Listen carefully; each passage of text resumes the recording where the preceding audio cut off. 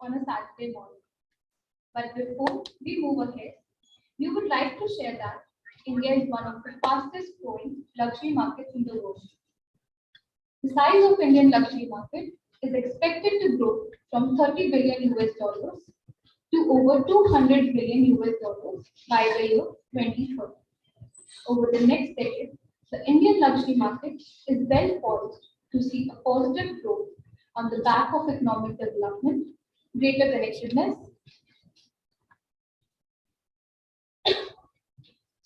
and policy reforms, all of which will offer a plethora of opportunities for luxury companies and young, affluent, confident, and connected Indian customers.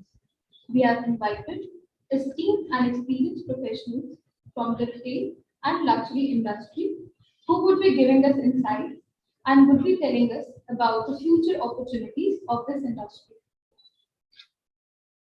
We may now request Mr. B.D. Nathani to take the seat on the dais.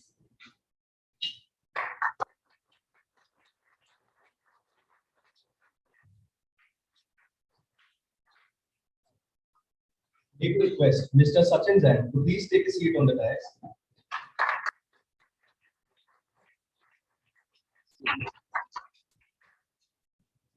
May we request Ms. Sheetal Jain to take a seat on the dais.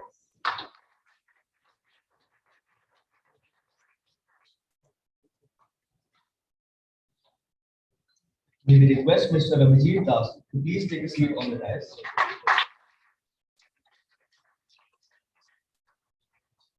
May we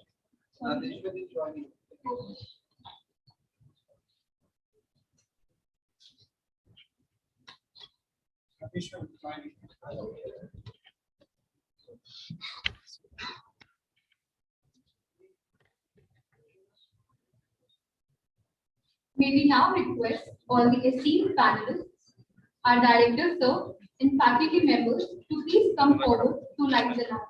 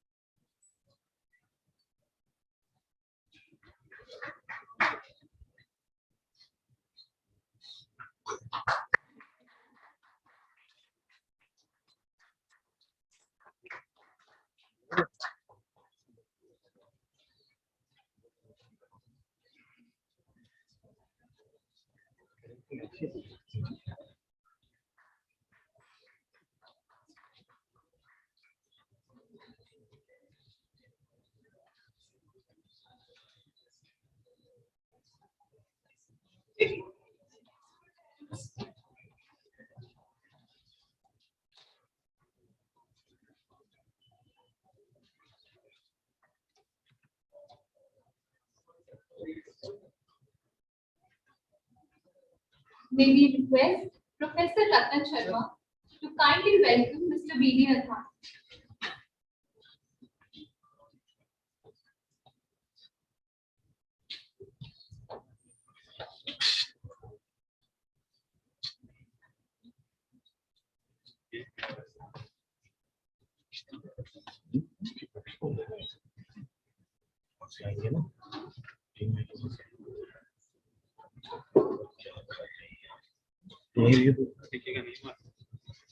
अच्छा दिख नहीं रहा।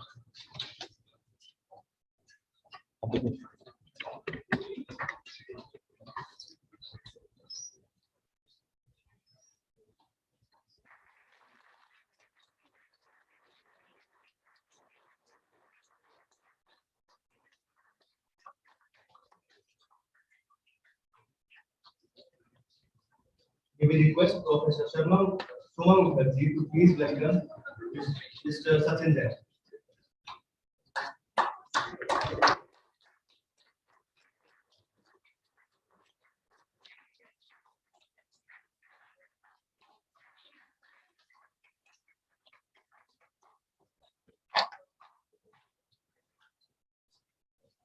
We will request Professor Atul Chauhan to please welcome Ms. Sheetal Jain.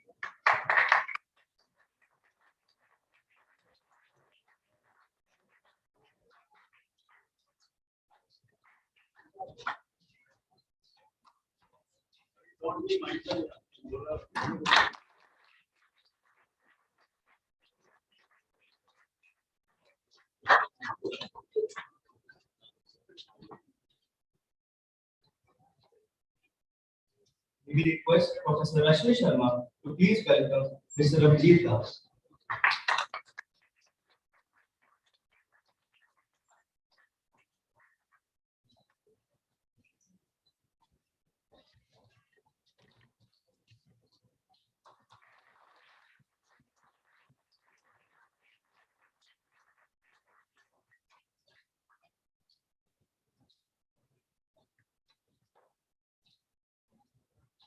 We are delighted to introduce you all to a conclave chairperson, Mr. V.D. Nathan. He is an expert in advertising, marketing, and brand management. He has 4 decades of varied experience in sales, marketing, and retail. He started his career in 1978 as a sales executive and been working as the CEO in multiple firms. During his 30-year stint with footwear, apparels, and lifestyle brands, he has been instrumental in most successful product and brand launches, which include Lotto Sports Shoes, Woodland, High Tech, New Balance, and Crocs. Industry experts sometimes call him as Bhisham Pitama of the footwear industry. Sir is now an author and has written his book, My Journey Through La La Land, and is a big hit on Amazon. Sir, we now hand over the mic to you to take the conclave forward.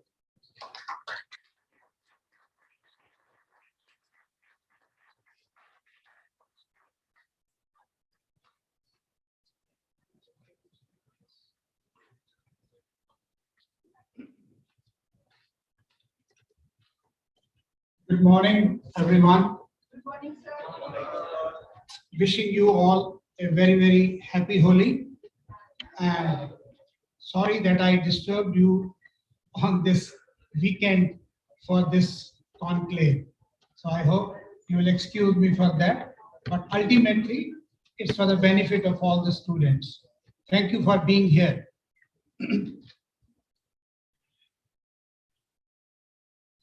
Respected Chairman Dr. S.C. Watts, Vice Chairman Sumit Watts, and Sunil Watts,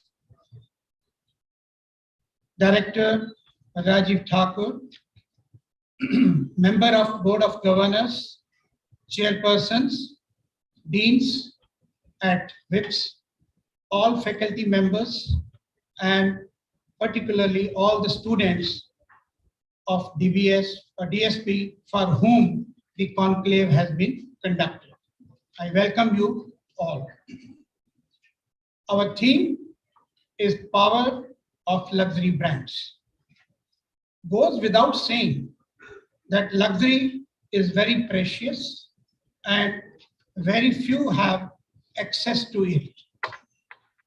There is a saying that luxury is ordinary for extraordinary and extraordinary for the ordinary. We are meeting in very extraordinary situation post-COVID, which has disturbed everyone globally, irrespective of nationality, religion, caste, creed, poor or rich. We all have suffered and seen and felt that wealth does not save you against the fury of nature. Hence, a lot of lessons have been learned during this COVID. I remember one quote here: greatest luxury is being free. I will go further and ask a question to all of you, including panelists. Is luxury limited to the branded cars, watches, perfumes, jewelry, and wines, etc.? After COVID tragedy, I feel these takes a backseat, but pure water, fresh air, and clean environment becomes today's luxury. Don't you all think so on the same way? Hence, today we need to discuss the future of luxury brands and sustainability of luxury retail.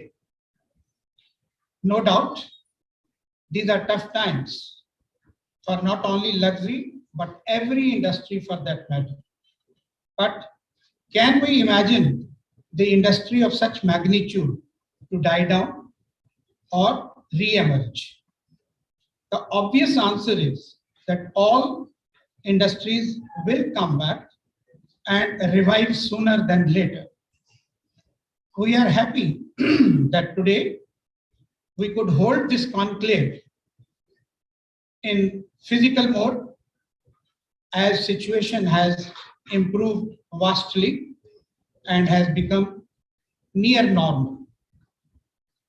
The size, as the initially anchor informed, of luxury market in India is approximately 30 billion US dollars and is growing at very fast pace to touch 200 billion by the year 2030.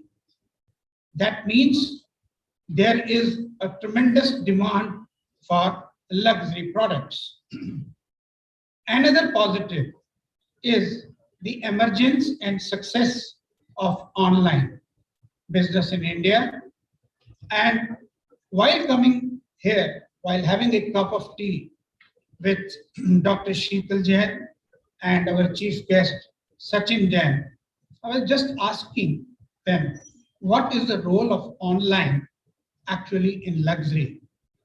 I leave this for them to answer when they address. But without saying, online has been a great success in India, so it looks like luxury will have a great future in India. With the change of time, people expect authenticity, social responsibility, and environment integrity from luxury industry. Brunello Cucinelli, chairman of the same name company, said, luxury brands must prioritize not only quality, but contribution to the society. Also, today, to be more self-reflective and pay emphasis on ethical values and more human practices in the workplace. I am sure Indian luxury market led by Reliance also are contributing on CSR and other ethical practices on the lines of global practices. This brings me to the most moot question. Is global brands only luxury, or can we make it a local brands also luxury? I think we need to bring in local fashion designers extraordinary craftsmanship of Rajasthan and Gujarat, their zari work and embroidery in the league of global brands. In the context of particularly Indian wedding season, which is the biggest festivals of India, even bigger than our own festivals of Diwali and Eid, we cannot ignore the local brands. Hence, this should be neither global nor local, but a deadly combination of global and local, and we can call it global. Luxury brands will be following in the footsteps of companies such as luxury cars, manufacturer Tesla, or Apple, who formally do not spend the money on advertising, marketing, instead of devoting time and money on research and development, leaving advertising to be done by social media platforms, particularly Facebook, Instagram, and LinkedIn. Luxury brands will be following the footsteps. Sorry. This brings me to the objectives of today's conclave, and which are going to be discussed in the panel discussion post our chief guest address. And the points which we are going to discuss in are understanding the growing luxury market in India and abroad, evolving trends in the luxury market globally, fundamentals of luxury retail and how it is different from premium and lifestyle brands. In fact, I must add here that my own career has been mostly into lifestyle and premium brands and not in luxury brand. So for me, it's always a challenge to hear, understand about the luxury from the luxury experts. Lastly, understanding about different strategies adopted by different luxury brands. We will have Radeshwar Dawar very soon. He is there. Welcome. To actually give the difference, because he is the person who's handling at Reliance brands, 3 brands like Versace, Jimmy Choo, and I think he will be able to distinguish between those 3 brands, that what are the different strategies adopted by different brands.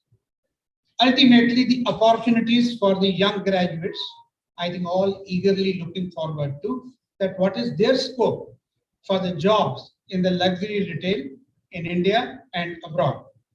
With this, I will conclude my address, leaving few important questions to be answered by the chief guest, Mr. Sachin Jain, as well as by the panelists when we meet again.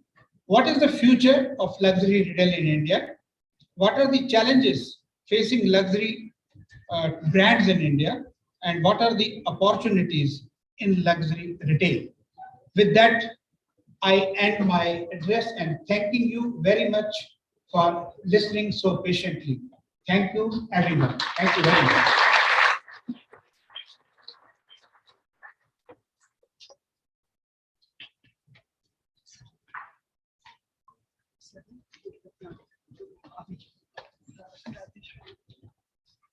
May I request Professor Gaurav Sareen to welcome Mr. Radheshwar Dawar.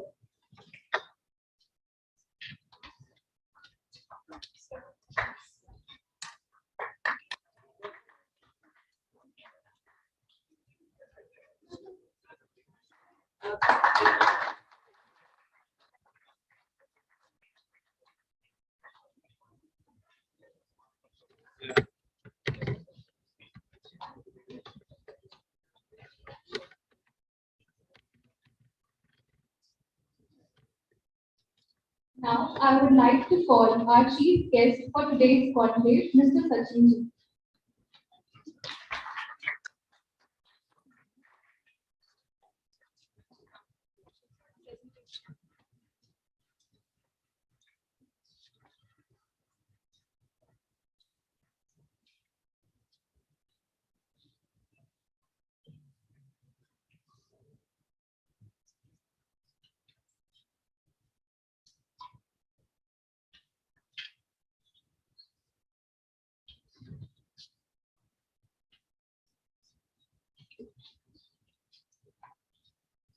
Good morning, everybody. It's an honor and pleasure for me to be here. To begin with, I'd like to acknowledge the presence of the esteemed management of the institute, Mr. Deepan, who's in the group with the constant faith to sort of agree to my timing dates, and to all your students and my co-panelists who are here. It's a great day for me to be here. I'm truly humbled to address all of you. As Mr. Deepan mentioned, it's post-Holi, and to see all of you here on a post-Holi date is great. I did not think that so many of you would have gathered today. So I think congratulations to you first that you took out time in being here. But you'll hear a lot of things that all of us are talking about. Not all of it will make sense to you, but my urge is that since you've taken the time to be here, then do pick up those 1 or 2, 3, 4 key elements that matter to you, that make sense to you, and a lot of these things will not be solutions to your future endeavors, but it will be cues to what's happening in the future. Here between my co-panelists, I see a lot of rich, diverse views that will come in. So focus on those key 2 or 3 learnings and walk back at them, learn on them. Today with the world of Google, YouTube, a lot of things and brands and situations we'll talk about, you can go back and really dwell deeper in them. So for me, honestly, Mr. Nathani ended by asking me 3 questions as to what's going to be the future of luxury brands, challenges, and I think the answers of that will come as a confluence of your questions. So I urge all of you to please ask questions, make it engaging. I think that's where the answers will be. From my perspective, what I'll try to do is I'll try to give you a bit of my sense on my career and how I think I truly relate to all of you. And I'll be quite honest about what happened to me, and maybe that's an interesting learning for you. And secondly, I'll give you some sort of cues or directions or things that are happening in the world, not necessarily all apply to the luxury world in retail. It'll apply to life in general, brands in general, to even businesses in general. So please take some cues. These are important ones which the world is moving towards, and you can sort of base your own learnings from these. Now, I titled my session today, which I called Be Limitless. What does that mean? I mean, what does Be Limitless really mean? I'll take you back, in my journey. I was sharing with Sheetal in the morning. She's come from Bikaner in the morning. She arrived at 7 o'clock. So guys, you must give a round of applause to her. I went to a really not too far. I went to just Meerut. I take a lot of pride to be from Meerut, and that's my hometown. I did my MBA from Meerut, and when I came out of Meerut of my MBA, I mean, I had reasons to be in Meerut at that time with some family issues. When I came down, when you start your professional career, you're like, man, you hear about IIMs and you get too bogged by IITs. What's going to happen to my career, right? And I don't know. I mean, there are a lot of at times heartbeats, and you say, man, am I going to make there? And I can only tell you guys that as somebody who's leading De Beers in India and Middle East, and now I have been now responsible in the global role and the board of De Beers globally, I can only tell you that our colleges and everything, you need to be greatly thankful and grateful to your alumni one, and to your teachers who teach you, because those are core essences. But that's your starting point. Your future will get shaped up about what you do, what you think is like, how you improvise your skills. There's like this this term that everybody talks about being a constant learner. But I can tell you that being a constant learner is not a phrase anymore. For you guys, when you're building your businesses, that's the norm, because it's not just there'll be certain impact of technologies. The fact is, industries won't exist. I mean, we've had my parents and even perhaps your parents who lived in and stayed in one company for 30 years or their entire career. Those days are going to be gone. The fact is, not just those companies, but fact is those industries won't exist. So the fact of being constant learner and being in love with what you do is not an option for you guys anymore. You really, when you start your careers, give it your 100%, and that's what matters. But be on top of what the changes are. Be on top of what things are moving and everything. Our friend, she talked about the promise that India holds, and that's true. I have been in the business. I started my career in '99, and I started with Benetton. I moved on to work with Swatch Group. Then I joined a company called Yadro, it's a Spanish company of home porcelain. And then I started my career in 2010 with the De Beers Group for a brand called Forever Mark at that time. And then we did a whole lot of different things. But I can tell you, at a global platform, when there's a fair called Basel Fair that happens, and maybe all of you would have visited there. it's the most important watch and jewelry fair that happens in Switzerland. And I can tell you my first visit to Basel was in 2001. If you are from India and you're a buyer, they will tell you, and I'm being honest, tell you that people will tell you, the fair is 5 days, why don't you come the 5th day? Because we're too busy. And I saw that change happen. By 2007, if you were an Indian, they would catch hold of you and get inside the booths. And I'm talking about brands like Rolex, Omega, Rado, Tissot, all these brands I used to represent. So change began then, change is on a very high momentum right now. And we keep talking about this whole thing that whether we overtake China and all of those things. I think those are different dreams. I mean, the sort of gap or things that happen in that market are humongous, but all that will happen. The fact that what China did in 1999 to 2005 is happening now. And hence, I think all of you will be the torch bearers of that change, will be the torch bearers of that opportunity. I mean, just to give you some numbers, you did mention about the great $1 trillion of economy that will be, but the fact is that China in 2001 or 2000 to 2001 was the same size of economy as we are today. They changed from about $2.5 trillion to today being $11.5 trillion in some time, right? It took a lot of time period for them, but that change happened then, and today they stand in a completely different space of time. I mean, I was sharing with Sheetal in the morning. I spent a lot of time in Shanghai just actually before the pandemic. So I was in Shanghai, and that one city has 14 Gucci stores, has 20 Louis Vuitton stores, it's just incredible. I mean, one city, and we are in a country where we still have one Cartier store, which is selling jewelry, and there's a long way for us to go. Last week, somebody asked me a question, and they said, there's somebody from Audi who I met, and he asked me, what's the number of Audi cars that you think sell in China? I have no clue. I was like, why did it should be a few lakhs? The guy said it's about close to 550,000 cars of Audi that they sell in China. Good number. And he said, can you think how many we sell in India? And the number is 5,000. So the point is that, yes, we are on that journey. But again, I think you guys as professionals are required to make that journey faster and quicker. So I think the time for India is now. It is us as in the older us, but you guys as younger today, is you going to lead it up. And to sell luxury, you don't necessarily need to be a luxury consumer. You need to understand the nuances of luxury.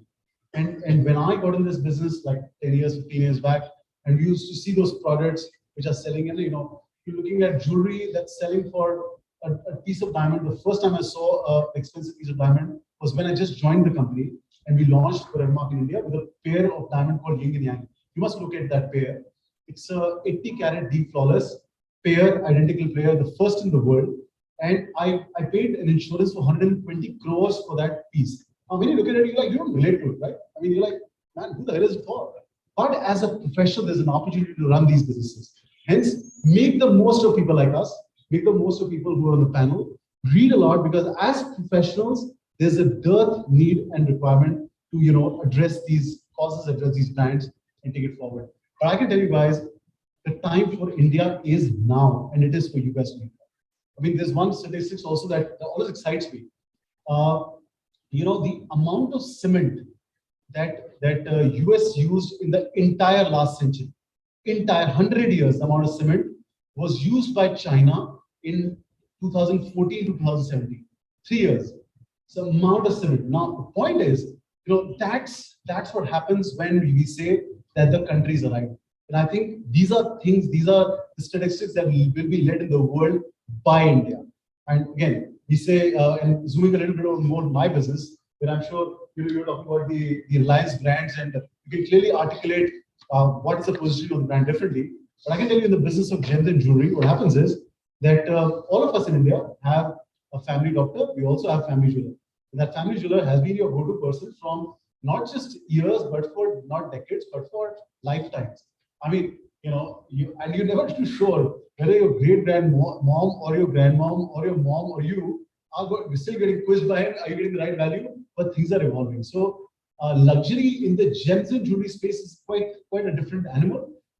Here, brands face a challenge to be in India, because for us, the higher end you are, the more connected you are in the world of diamond production. I mean, today India takes the claim that 14 out of 15 diamonds come to India for some reason or other. And the fact is that it's a humongous, humongous space I've told you, because if 14 out of 15 diamonds globally consumed are in India, it's a mammoth expression of what entrepreneurialism has done to India. All of this started in like end of 70s, early 80s, and today we are the most important nerve center of the global diamond business. I mean, Surat today manufactures 9 out of 10 diamonds. We trade and polish about 14 out of 15 diamonds. It's humongous.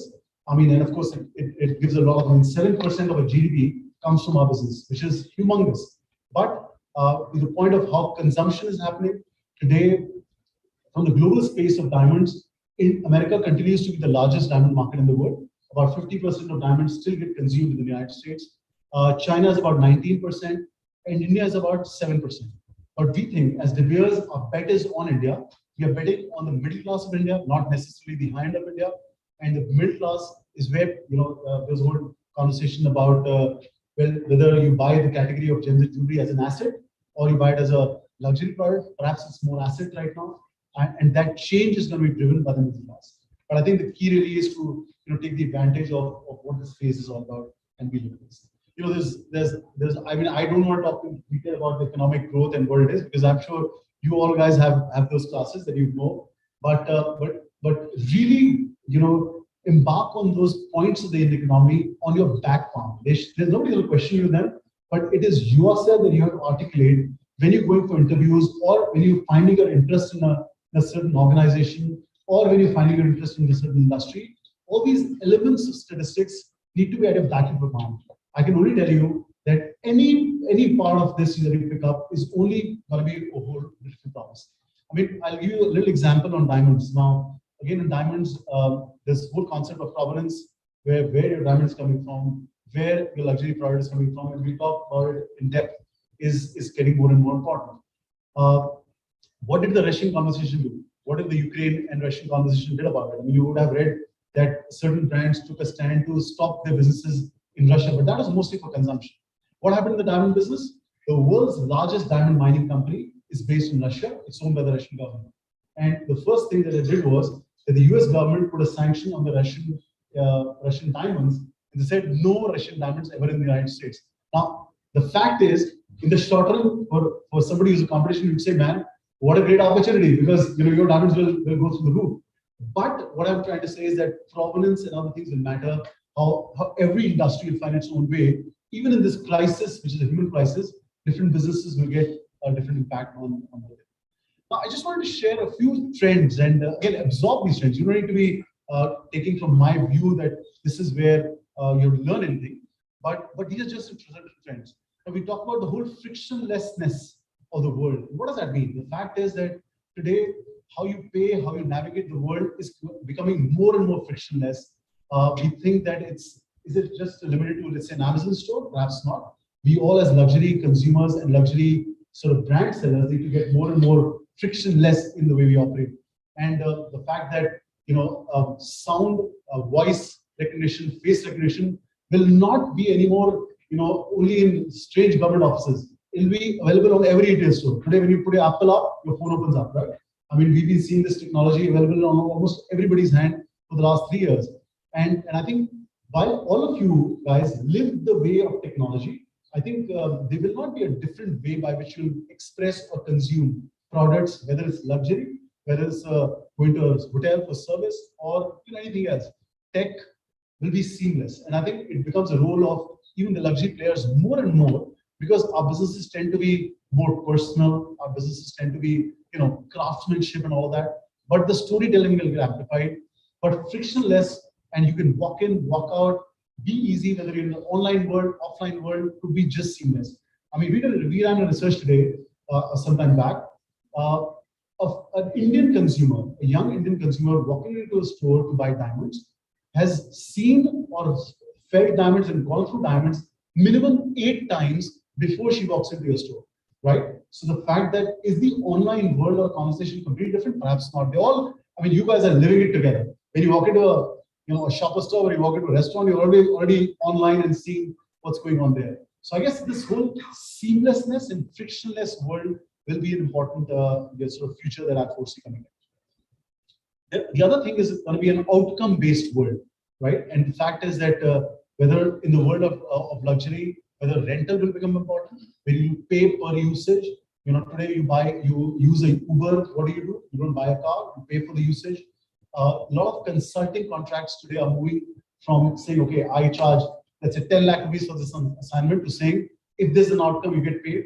And I think the whole world interconnected, where things are real time. We talk about the whole Internet of Things world, the 30 billion, I don't know what the number is, where people have those gadgets. But while you're sitting here, in the future time, your home will be talking to, your car, and your car will be talking to your wife, and your wife will be talking to some other device. But that's the world it's going to be. So it's going to be real time happening. And I tell you, I was with I got an opportunity to be with one of the Apple developers, and this is the person. His name is Julia, and the gentleman is actually developing the whole conversation on autonomous cars. And what he was explaining to me was that the world will be. I mean, right now we're saying whether they're going to come to India soon or not. I can tell you guys, it's coming like a speed that I've never seen. These are things going to become real, like we cannot even imagine. And the point is that it's not going to be just going from Pithampur to Connaught Place, and you tell your car that take me there. What will change is that if you're going to go from here to Connaught Place, and you have a date, and you're getting late for a date, you tell your car, I'm happy to pay 50 rupees more, and hence clear the way for me. So this car is going to talk to cars in front, and they'll make some way autonomously. One car will pay to the other car because you're in a hurry, and you'll get to that place without any horn, without any payment to anybody, and that's going to become real life norm. So your time, we talk about luxury, time will be luxury, and you'll pay for that time. So you'd see certain cars moving quicker, but because you give them away, you'll make money. So I was joking with him that to cause traffic jam could be a good opportunity in the future, because people will pay you to clear the way. So it's a very interesting autonomous world where it's going to be outcome based. You will pay for what you get, and that has a huge implication on luxury products, rental. How this whole metaphysics that I've been reading, the meta world, and I'm sure you guys have heard about it, guys. You all need to be on top of this whole meta world we talk about, the NFTs and all of that area, which is new conversation. People, I don't get them. I tell you, I depend on the youngsters in my organization to tell me what these things are, and hence you guys can relate to not just these as concepts, but how you relate to them as your life partners. So this I foresee as a trend as well. Now retail, we always, even Mr. Thani, you mentioned about whether it's going to be online or it's going to be offline or retail, and I think everything will have a purpose. And I think the proposition, particularly luxury on retail, will be as a medium. A lot of things will not be necessary to say that I go to a store just because I have to buy a product, but you go there for an experience, and that medium is evolving dramatically. That medium is evolving with tech. It's evolving with the huge amount of things that are happening on CRM. And for me, I have a slide on CRM, but I thought I'll not. I want to distinguish. CRM is not customer relationship management, which means that you get a card, and when you buy, you get points. I'm not even talking about that anymore. I'm talking about relationship that you have to make with your client. And please understand that when you talk about luxury, it's a big distinction that you don't refer to consumer as consumer, you refer to as client. Because why do you do so? Because it's a lifetime engagement. You want one lifetime, 2 lifetimes that a consumer or a client stays on with your brand. And you could be a restaurant, who cares? You could be a jeweler, you could be a craftsman in London creating that belt or the shoe. But your lifetime relationship is what matters. And hence I think retail is going to be very interesting. And I put 2 examples, one of my favorite ones. On the left is a store called Starbucks Reservoir. Guys, please go online, see the YouTube videos of Starbucks Reservoir. It's mind-blowing. They accept internship. I did a 1-week internship with them in 2019, November. It's the finest retail store I've experienced. It's I was sharing with you in the morning, about close to 45,000 square feet in Shanghai. Sells the same coffee that sells in Starbucks, but sells at 2 times, 3 times the price. And there is minimum of 100 meters of waiting that people want to get into the store. Why do they do that? They do that because of the experience, because of the storytelling, because of the whole experience of coffee digitally shown to you. So when you get in that store, you put your camera up, it will show you a story that you've never seen. And what is the product? It's coffee. which gets you for $2, right? But you line up behind the store to experience that. And that's what is important on retail. So it's not tech sitting at home, it's going to be tech within the stores. You know, in these, I talk about the Burberry Regent Street store, which according to me is the mecca of luxury retail in the world. But few things common that you see in both of them. They don't have anything called a cash desk. So you wonder, what's there is no system of that. So people just come and they navigate, and every place becomes a transaction point. There's all augmented reality, voice. In this store, when you go in, I'm a customer of theirs. When you go to the store, and I have given them access, within 2 minutes of me entering the store, they know my favorite drink that I need. I am welcomed with that drink in the right temperature with my first name, and I'm presuming the people who address me know exactly what my last purchase was, what my sizes are, what my preferences are. And they don't know that. They know my wife's birthday, not to wish her, but to tell her that I should pick up this product, which they all know by tech. Now, these are realities that are happening. And again, please read about these two. I think Regent Street store actually used to be a theater, and they converted a theater into a store. And when you get there, every 1 hour something happens. And why would somebody go to a retail? Because online the same product is available, perhaps at a little discount. But this is the most profitable venture of this organization. And why would you go there? Because every hour they have, for example, screens, and something happens. So when I was there last time, they had rain. Rain happens. What's the big deal about rain? But rain amplified with the finest speakers and the screens is an experience that you'll close your eyes and say, man, this is amazing. Now, that's what luxury retail is going to move towards. That it's going to be experiences, and consumers and people like you will go there to have those experiences, and people like you will create those experiences for luxury consumers to come. So think about it. I mean, I think, somebody you will get, all of you will get into interviews. People say, boss, online world, offline world, find your answer, prepare for it. Because according to me, retail will be a very important platform. People who stay in the past won't change, will not have scope in the future. Again, this is again the same reflection of what's happening on the retail, but just time I'll move a little quicker. Another experience I wanted to share with you was Walt Disney. I have a daughter, she's now 15, but when she was 5, she went to Disneyland for the first time. And because of, I went perhaps the second, third time. So, we as a family go there quite a lot, and I'm referring to the one in Florida. And last time I was there, just the merging of customer relationship with technology, with some fine experiences. And what I experienced this time was how a phenomenal organization, and there's nothing but phenomenal organization, there are a bunch of people who do certain things. So this place, they claim to be, Walt Disney, I don't know if anybody's gone there. Again, I would urge you to go there, one, to have a great amount of time, great fun. They claim this to be the happiest place in the world, right? And that's the underlying mark. The first time me and my wife went there, we couldn't really, to buy that ticket was expensive. So we stretched, we said, okay, let's buy the ticket. The moment we bought that ticket, when we went inside the park, we lost those tickets, right? And this I'm talking about pre-online world. We went to the CRM center and said, we lost our tickets, we bought about $200, $300. They said, okay, what are the tickets about? And they issued us. There are just no questions. They just want you to be in the most happy place. Okay, this whole magnificent place. Huge number of people, about 200 restaurants. I don't know how many rides. It only closed for 2 days when the 9/11 happened in US. For the last 50 years, they've never ever shut it. It just goes on and on and on, right? But that's a great operation. But what I was going to share was, when you go this time, they give you something called a magic band. So you can book it online, you go there, when you get there to your room, there's a magic band waiting. You feel very good because your daughter's favorite color band is on her wrist. So she's very happy. You get your band. Or the magic begins then. So, with one band, you do a bit of scanning anywhere. It allows you entry wherever. Okay. You go to a restaurant, you pay a $2 restaurant bill or a $200 restaurant bill.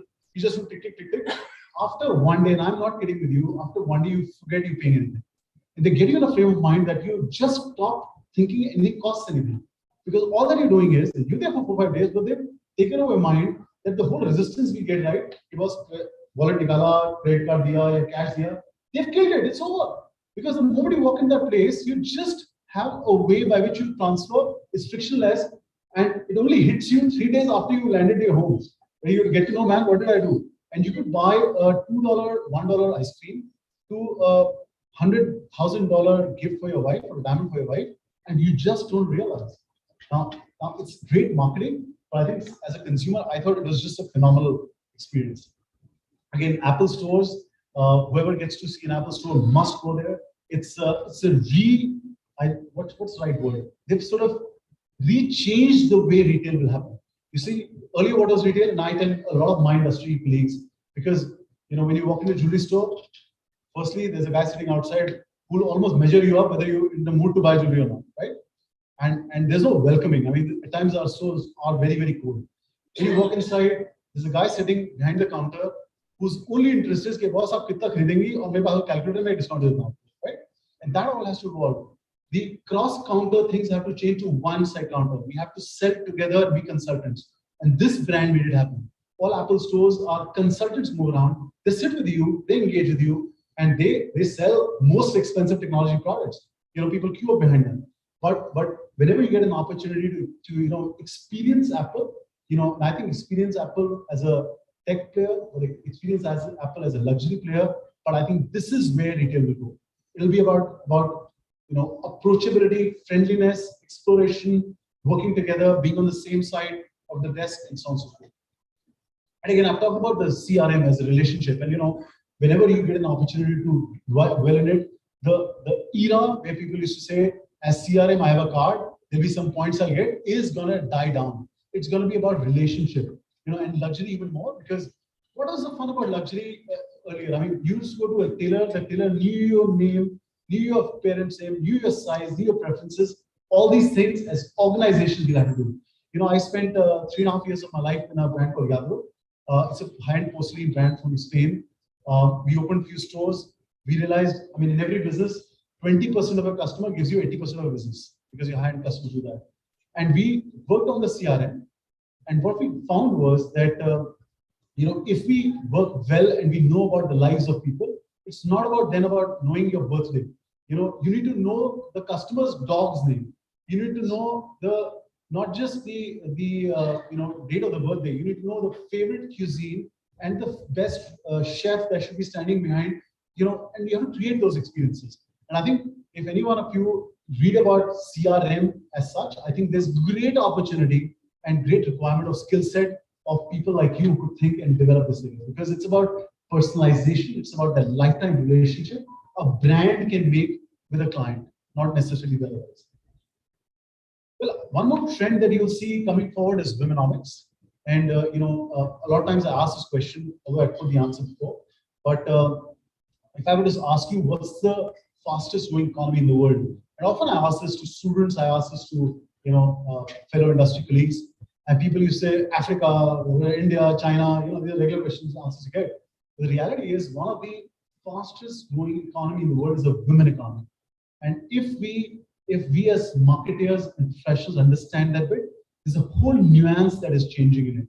The disposable income or the disposable wealth in the hands of women has never been what it is today. The prediction is that we talked about $30 billion, I think you mentioned about the number of India's wealth that will be spent on luxury products. Women will have $3 to $8 trillion in the hands they'll be spending by 2025. Now, the numbers could be whatever. The reality is that work on this, because when I look at my business in jewelry, what happens is it's a family deciding. At times there's the woman chooses, but the man pays. What's changing is the woman is going to choose and pay. Now that's a fundamental shift on how we need to get ready as an industry, from products, from exciting her to buy, and the social norms that you will buy on a Akshaya Tritiya or a Diwali or a special occasion will evolve. So as a marketer, you need to think through. And I think when you guys are looking at industries, look at womenomics as to what will change if women are deciding, because they will not have to ask anybody. They will have the wealth. They will be having the trigger to buy, and that's going to have a huge impact on the world. Sustainability. Dr. Thani mentioned about sustainability as well, and that's not anymore, guys, something that organizations are doing to make a tick. This is the way of life, and you would agree to me. Post-COVID, all of us, and during COVID actually to begin with, in Delhi, first time we all saw the blue clear sky, right? It meant to us. In the luxury brands, this has almost become a norm. high luxury brands are doing, going to great lengths to be, everything that they do, they make products that are sustainable, they impact the world in a positive manner. Now, I know this seems just at times just a tip, but I can tell you the number of careers that are coming open, available on the areas of sustainability across luxury, and leave aside luxury for 2 minutes, across every single organization are immense. Getting back to Shanghai, I got an opportunity to meet the mayor of Shanghai. And the mayor of Shanghai actually is a very influential position because the last three presidents of China have been mayor of Shanghai, right? So it tends to be a very interesting one. But what did that man tell me? I mean, not me, it was like a bunch of 50 of us. He told us that the budget that he has to make Shanghai the cleanest and the greenest city in the world is $50 billion every year. And this is one city, huh? This is the budget of one city. And the guy's target is to make that happen by 2024. And he showed us a roadmap, it's going to happen. I mean, the one thing in China is that what they say happens. I mean, rightly or wrongly, they make it happen. But the fact is, read about sustainability. Every part of the world, every kind of an organization, it will have no, I mean, I shouldn't use the word, but luxury. It will not have the luxury to not be addressing this aspect. You are a luxury consumer goods player, or you are in oil sector, you're in wood sector, you're in any part of business. This is coming in a big manner, and I foresee some great careers coming in because people get it, but they don't get it. Everybody's on a learning curve. Everybody's learning as they're performing in it. For our kind of a company, for example, we set out our 2030 goals, the 10-year journey. We're already on the 3rd year now, and by 2030, as a diamond mining company, we'll be 100% carbon neutral company. Now, that sounds okay, but the stuff that's happening on changing the way we consume power is immense. By 2030, we will be a 50%, as in 100% gender parity company, which means equal number of men and women in the organization.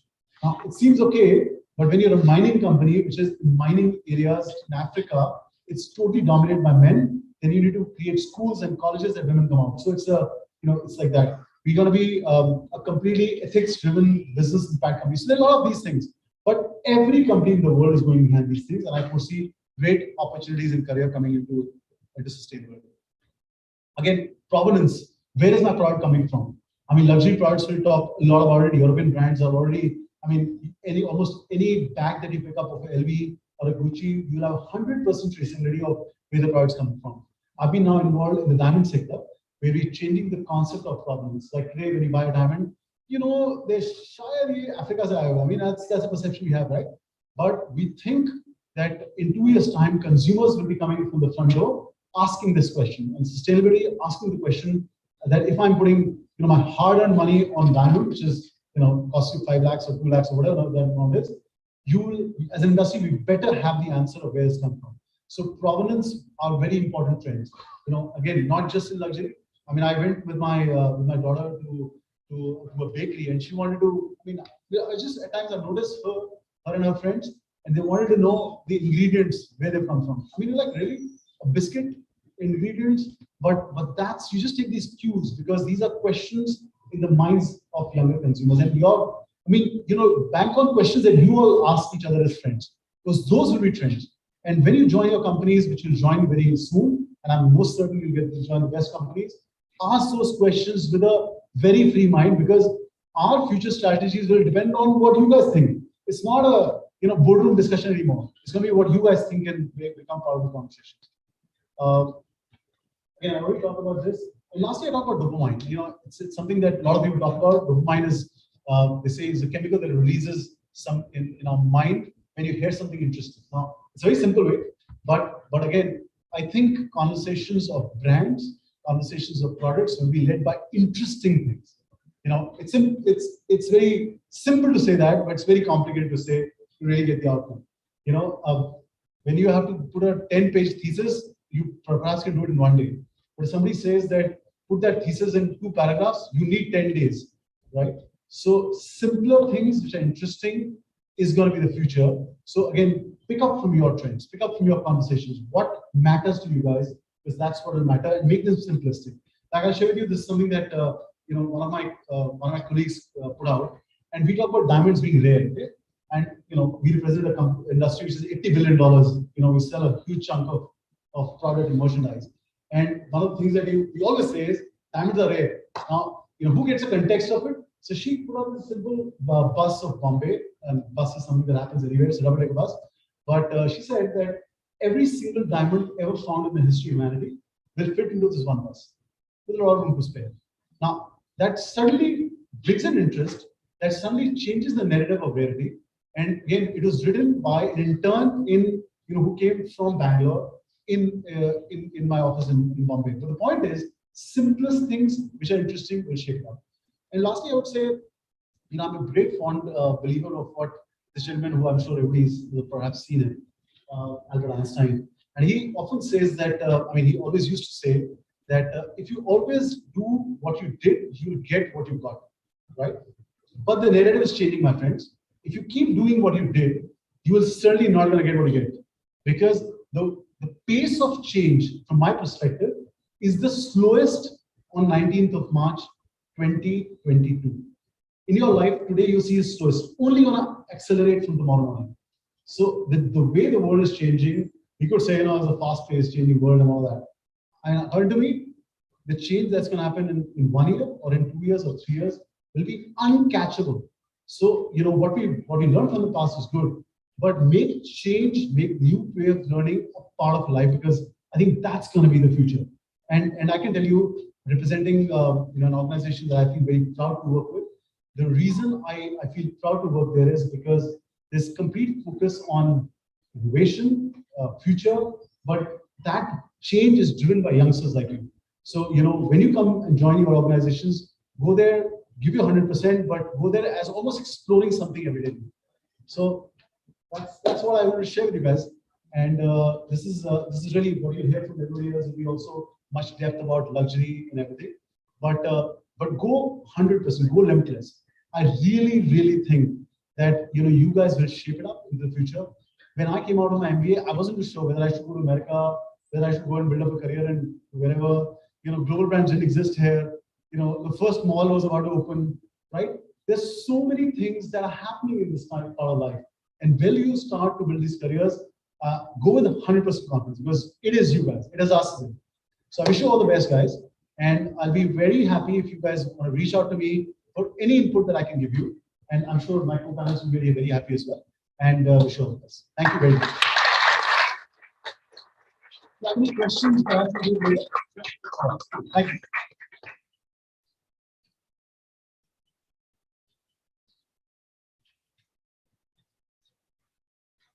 Well, thank you. Thank you, Sachin Jain. I think you delivered fantastic, insightful, very thought-provoking, and very informative message to all the students here. And I was particularly found few things very interesting. One was that your outcome-based economy. And what I find very interesting, we normally teach in our management courses in business management and marketing about CRM, customer relationship management. A very thin line differentiate between a customer and a client, which he explained that in luxury, he's no more a customer, but he's a client. So the treatment which you get is definitely far superior, far better in luxury. And another point which was very interesting about the fastest growing, economy, obviously, and the women part, which he emphasized that there's a lot of acquisition of wealth amongst the women, because when it comes to jewelry and all those things, so they are acquirer of the wealth. So women play a very important role. Now, since he came and nobody introduced about his total, so hey, let me say a few words about Sachin Jain. He is presently managing director with DBS Diamond. The managing director of Sachin Jain is full of determination to succeed with a keen sense of ethics and is an eternal optimist, responsible for the forever business in India and the Middle East. Sachin has 2 decades of experience in building business, establishing global brands, and a deep insight on consumer segments in India. Spearheading the De Beers India team, he has been instrumental in the phenomenal growth of the diamond business in the Indian subcontinent. Prior to De Beers, Sachin was with Benetton as well as Swatch watches. Big round of applause for our chief coach. With this, we conclude our inaugural session, and now the most interesting aspect. I hope all of them are enjoying here and not getting bored. Say yes or no. Yes, sir. Okay, you are all bored. No, Enjoying it. Great. So now we will have a lively panel discussion, and we have the panelists on the table here, and the model of panel discussion will be that I will be asking a pointed question as a moderator to everyone one by one, and he or she will answer that in 7 to 8 minutes. Any other panelist can come forward, counter him, or add on further value to what he or she has said. And once we finish all those 5 questions, which I'm going to question them, then for 15 minutes, we will keep the house open for question and answer session for the students. So students are at liberty to grill us, to grill all panelists, ask questions which are simpler, which are difficult, which are inquisitive. So you can ask question, whatever comes to your mind. So before I start, let me introduce you the panelists here on the table. We have Radheshwar Dawar. Thank you, Radheshwar, for coming and accepting our invitation. Mr. Radheshwar Dawar at present is a Vice President with Reliance Brands Limited, handling 3 very important brands, Jimmy Choo, Bottega Veneta, and Versace. He is a sports and fitness enthusiast. No wonder he worked with Adidas when even I know him with some connection with Adidas. With over a decade in the retail industry, currently heading the most desirable global luxury brands in India, experience in leading diverse cross-functional teams, he has the ability to consistently deliver results. He also has the experience of working with global brands, Reebok, Adidas, and Wipro. Welcome, Radheshwar.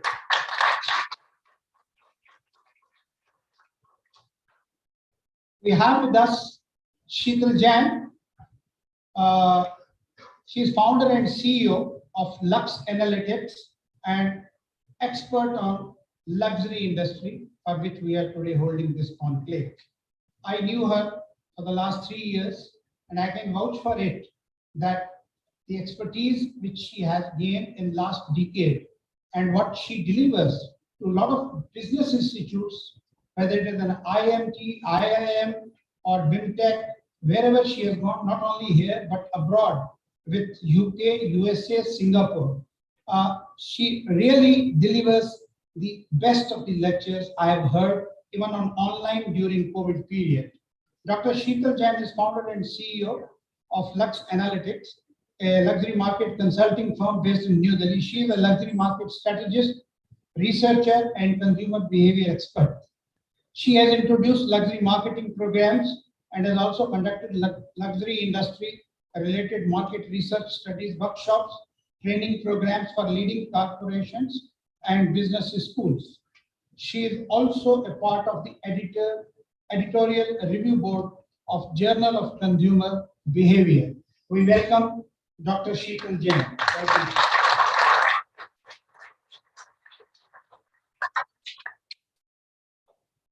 We have Mr. Abhijit Das, my friend for the last 3 years, not before that. We never knew. I invited him at one of the luxury conference at Taj 3 years ago. and he honored us, and I'm really grateful that he has come today also.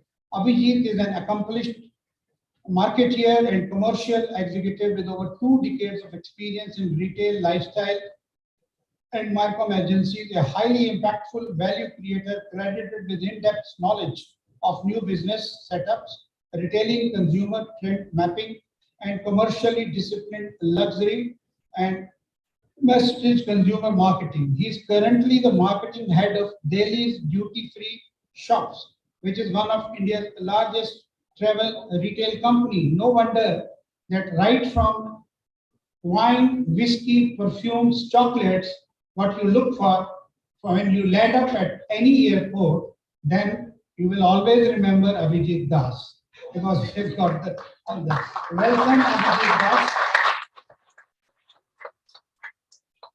So with that, I've already conveyed about Dr. Sachin Jain. My personal introduction, very simple, that I have around 35 years experience of retail, and I've been instrumental in around 25 years with footwear industry and launching 7 or 8 brands in India, which includes my best favorite brand, Woodland, which I started from its inception, and then launched Lotto, Crocs, New Balance, and many more. Now, at present, I am in education sector, teaching at few institutes and also advisor to few companies. With that, I've become an author recently and published my book last year, My Journey Through La La Land. Why La La Land? Because I worked approximately 20 years with all India's Lalas, and I've explained that how the learning was from there. The plus points which Lala give you. You see, the perception was that I'm writing a book which is negative about Lala. So when people purchase the book with that, they found they were slightly, depressed. You have not written anything bad about Lala. You have written all good things about Lala. But I have, one point of view that there is always this second side of the coin. Normally, we look at the one side and decide, create a perception. But my idea was to change that perception, that you can learn from everyone, including Elala, few of the best marketing strategies. And they were all visionaries wherever I worked. So I've written that, but my second book is about to be completed, which carries 5 brands who inspired me to become director sales marketing and CEO at Disney. So those interesting brands are there. So wait for my next book, which is basically a very interesting book. So I'll come back on Facebook on that. Thank you very much. So I start now the panel discussion.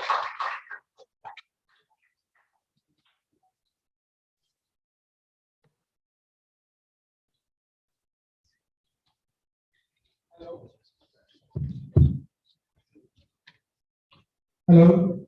Yeah. Welcome to the panel discussion, and we start from straight away far left, and Radheshwar Dawar is on target.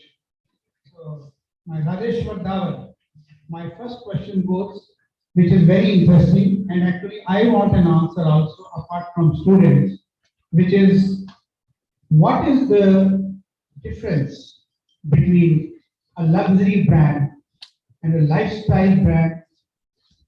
The reason is I have been instrumental in launching many not luxury brands but lifestyle brands like Woodland, like Lotto, like New Balance or Crocs. But people don't consider these brands to be luxury brands. Even for that matter, even Adidas is not considered as luxury. So what is the difference between a lifestyle brand and luxury brand? Good afternoon, everyone. First of all, thank you, Professor Nathani, for having me here. It's always a joy interacting with you. And I can see there is a bright young audience. I see no sleepy eyes, even after I'm sure they can have a fully yesterday. So always good to see a very positive, motivated bunch. What I would appreciate is in the 7 to 8 minutes which I have been allotted, I'll probably take only 2 or 3 of those. And the rest I would want immediately to start hearing from you. What is your view? What is your perception? Because theoretically, you would have a lot more knowledge in terms of the difference between luxury brands, premium brands. And lifestyle. So lifestyle And premium. encompasses everything actually. Okay. So I would say if you were to talk about the difference between premium and luxury. because lifestyle is not cohort, it's a category. Okay. So there are about what I could think of 5 to 6 key differences between a premium and a luxury brand. Now, let's talk about fashion because that is where my experience is. So I will not get into other categories like cars, etc. I will stick to fashion. So when we think about luxury, this name 4-5 brands that come to your mind. Anybody, just speak it out. Gucci, Versace, Louis Vuitton, Fendi. So Armani, broad portfolio. So I would say Giorgio Armani would be luxury, but then they have Emporio Armani, which is British luxury. Then you will have Armani Exchange and ES7, which is then slightly below British luxury. So a cusp between British luxury and premium. Okay, because of the price points that they target. Perfect, great answers. Now let's think about a few premium brands, international, domestic, whatever it may be. Which are the brands that come to your mind? Louis Philippe. Okay. Any other brands? Sure. Sure. Plenty, there are plenty. Premium are both. So I would say even brands like an Adidas or a Nike would somewhere fall in that category. Okay. A brand like DAS, a brand like Greenlake. And I'll tell you why. So we start with what are the key differences between luxury brands and the premium brands. So when we think about luxury, we think about the craftsmanship, okay, the quality. Not saying that premium brands do not have quality. They compete in that segment and they are best in quality in that particular segment. Okay. They talk about features. They talk about functionality, technicality, saying that an Adidas shoe, okay, has XYZ features above and beyond, say, the brand or any other brand in that category. When you talk about luxury, you will rarely ever hear them in any of their communications or when you visit stores talking about functionality or features. Okay. They may have certain number of features and functionality, but they will never or very rarely talk about it. That is one. Second, the positioning. So luxury will position itself on timelessness, the whole storytelling behind it. There will always be a story behind the brand. It will not just be a product selling. So when you enter, say, a Louis Vuitton store, it will not just be selling you a bag. There will be a story behind the bag, which they will start selling with. Scarcity. Luxury brands will not be available everywhere. While now e-commerce has changed that whole thought process. Okay, because now with e-commerce, luxury has become a lot more accessible. One doesn't have to feel intimidated, entering, say, a Giorgio Armani or a Versace store. You can always go online and buy. Okay, so that e-commerce aside, the availability at retail is limited compared to a premium brand. Prestige. So while people, at least in certain parts of the country or a certain segment of customer, loves to, if not show off, but at least within that close circle, let there be known that yes, I have a Bottega bag. There's a certain amount of prestige when you walk into a dinner, okay, or a party. say with a Bottega clutch in your hand. Okay, there is a certain amount of prestige when you are wearing a Rolex. So that is something which a premium brand gives at a very different level. Yeah. The target customer.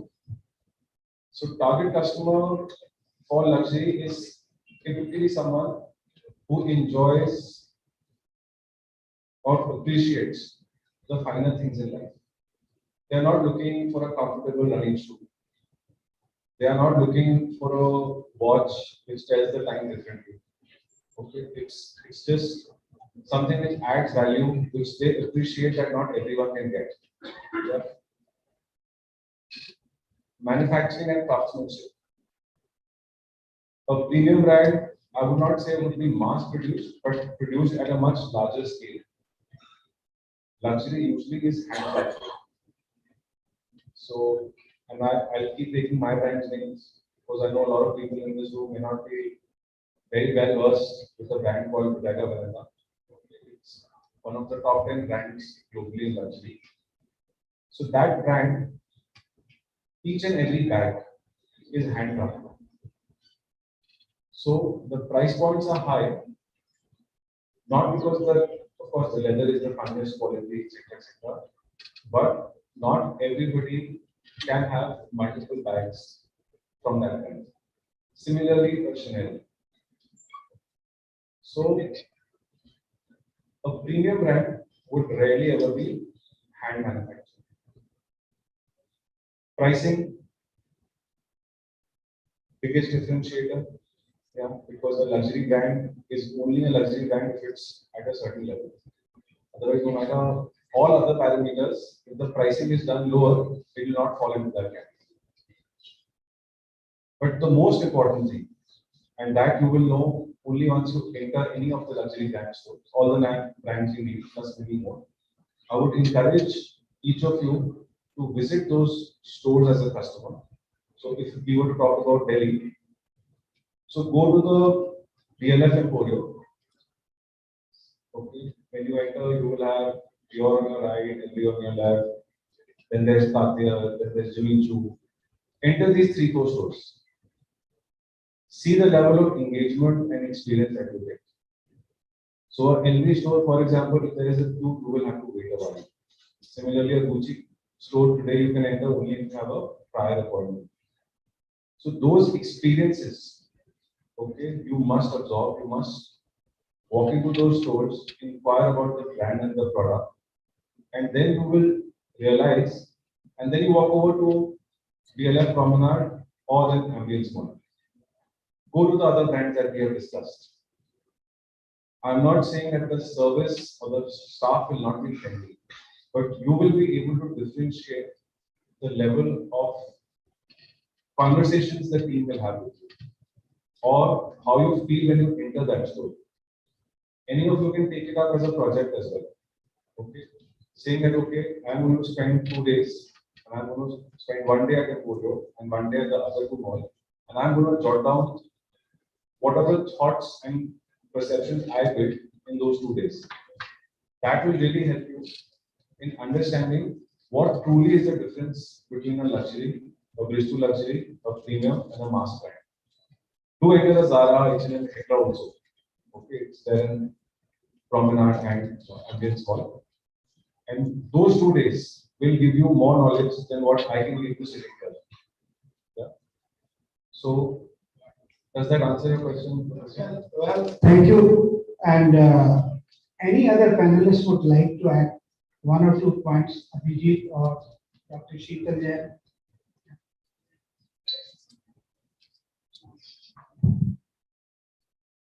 Very good afternoon to all of you.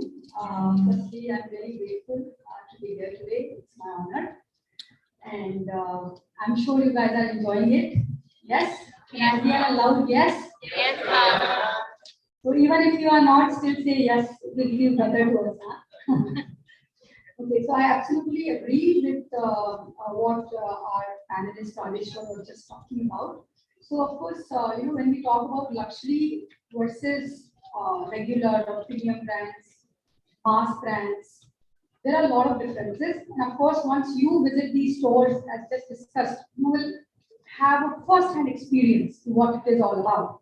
But having said that, one very interesting point, which is a clear-cut differentiator, and particularly if you aspire to work in this domain, as Rajesh was just talking about the functionality aspect of mass brands or premium brands, that they highlight on what are the features. So for example, a ring bar would say, when you use a ring bar, you can wash the clothes in a better way. I mean, it will be more whitened or whatever. But whenever we are talking about luxury sector, and be any particular segment, it is all about the green factor.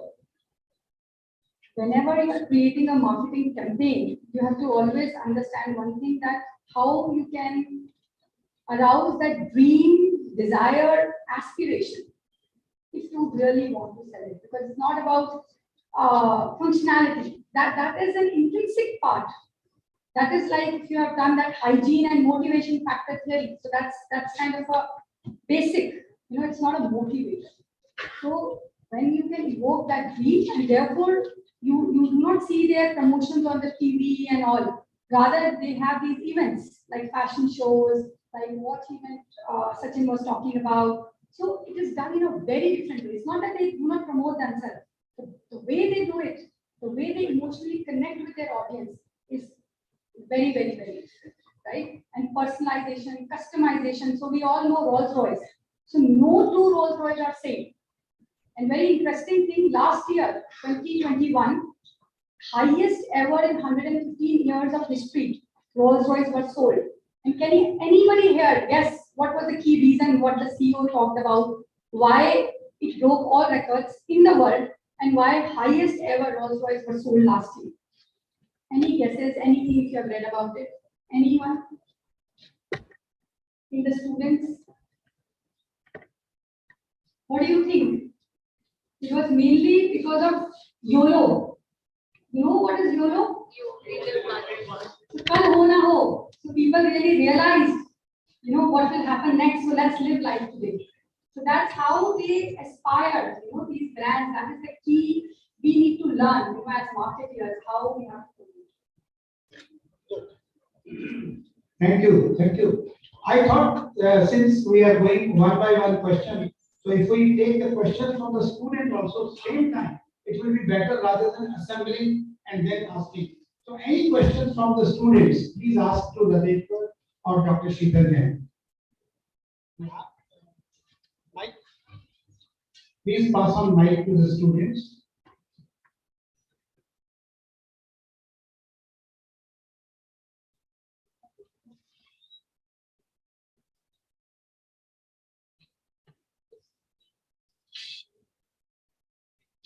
Good afternoon, panelists. I wanted to ask you about, all of you were talking about sustainability in the luxury segment, and we are also doing a course on sustainability in our curriculum this trimester. So it was sort of relatable. I wanted to ask how luxury brands are ensuring sustainable luxury in the world and in India.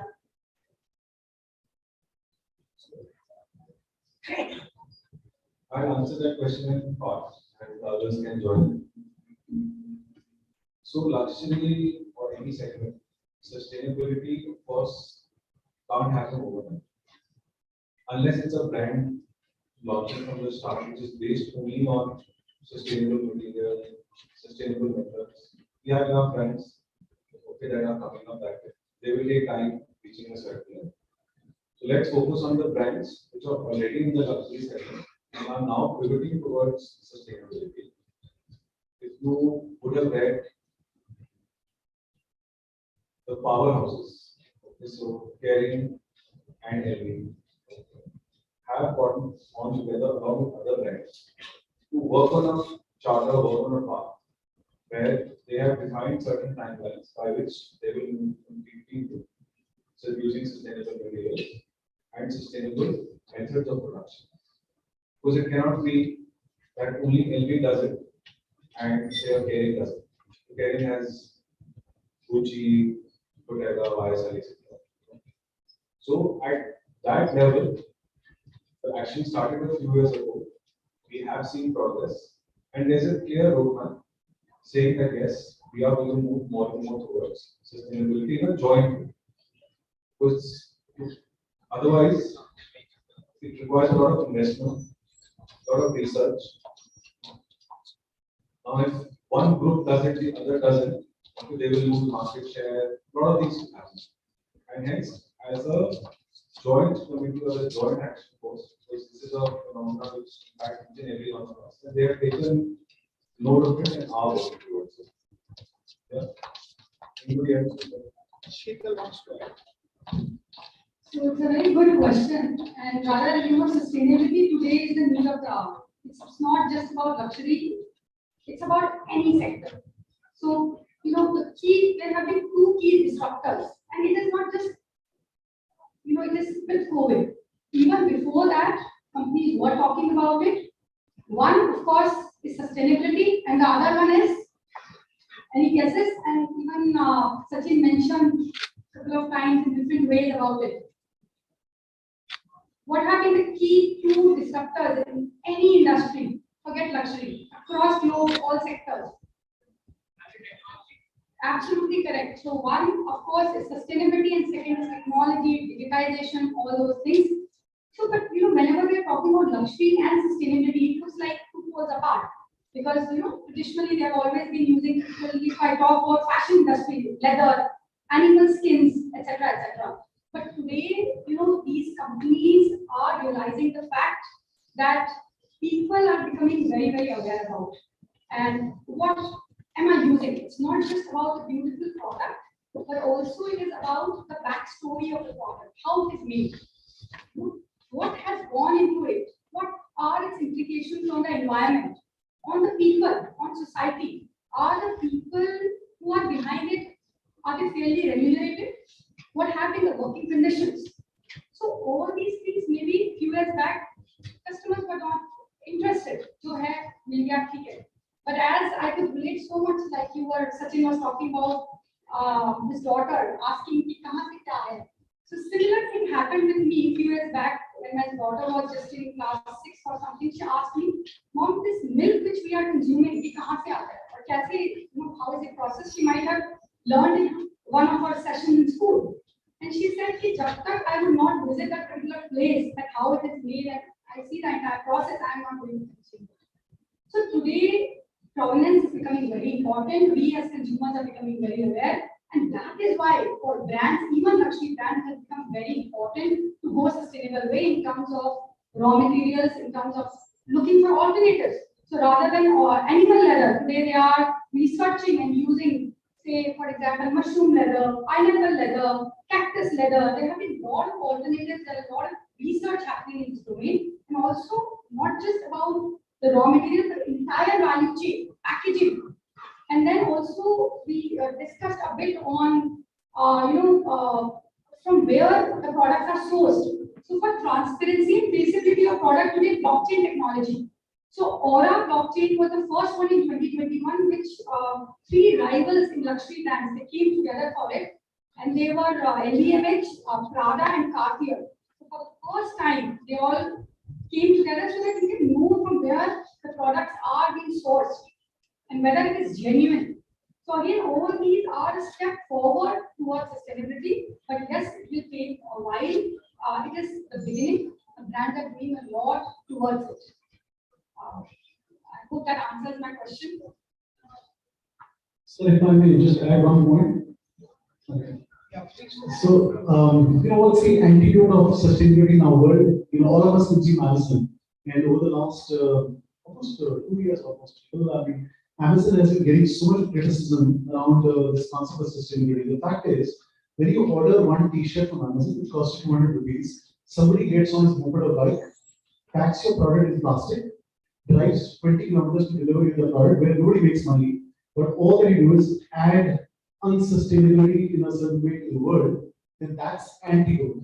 Now, will online do that? Will there be pressure? There will be a lot of pressure on Mr. Bezos, and he came out with his term where he said, "I'll be a neutral company by 2050." I mean, who knows what will happen in 50 years? but it's always it's going conversation. Thank you, Sachin, thank you, Sheetal, and yeah, please, another question. Okay, so okay, just let her ask after.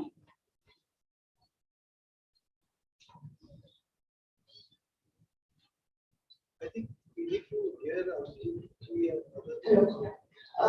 Hello everyone. So I have a But question. it will help point-wise questioning.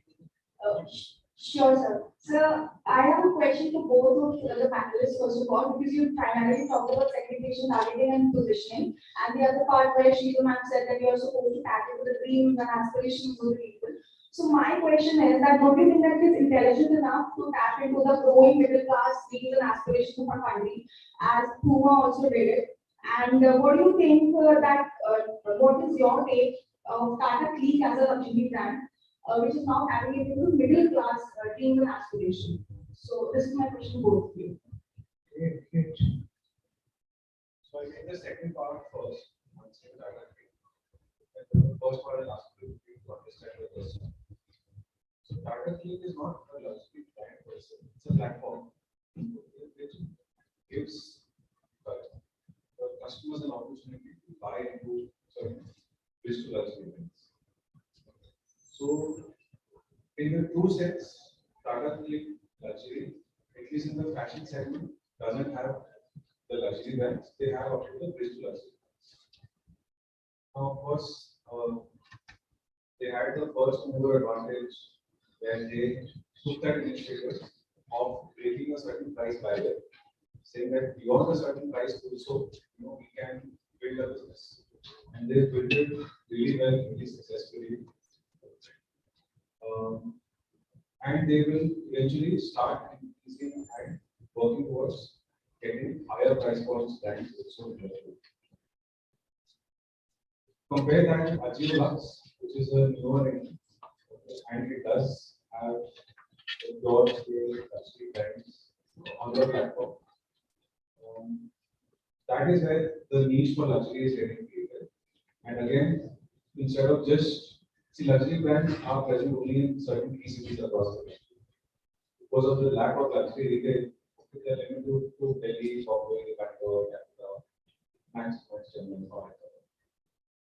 Through e-commerce, we have now entered tier 2, tier 3 cities. Okay, where even we never thought we will get the sort of business we are getting. And that is what a platform like Tata Click or Ajio Lux has done, where they have made these brands accessible, okay, to whoever has the potential to buy, irrespective of their location. So that's the second part. What was your first question? Was that to Sheetal? You're audible. So Sheetal ma'am, you primarily said that you're supposed to tap into the dreams and aspirations by giving the example of false goals. So my question is, as we are aware that India is still a developing economy, we are moving to the segment of the richer class, and there's also a great divide that we have, the wealth divide. So don't you think that the companies should be focusing on the quantity and because obviously I'll be willing to buy 1,000 rupee pair of shoes instead of going for like 5,000. It's always better. So don't you think that it's a great market for that? Question again. No, but it's a logical question. So you know what? Definitely, and that is called. He was talking about the term called rich to luxury, which is also called affordable luxury. So luxury also is like true luxury, rich to luxury. So India, there was a recent research done by Euromonitor which said that affordable luxury segment, like when we say talk about the entry level products, they are growing in India at a rate of 40% per annum. So of course, it is the great Indian middle class which is driving this. So what are brands doing for it? They are coming with entry level products because you, as a consumer today, like you gave a very example that you will probably buy 1,000 rupees, but of course 1,000, of course it would not be luxury, but just to just an example, I could understand what you wanted to say. So we know that today if that is Gen Y or Gen Z, what would be the customer lifetime value? Imagine.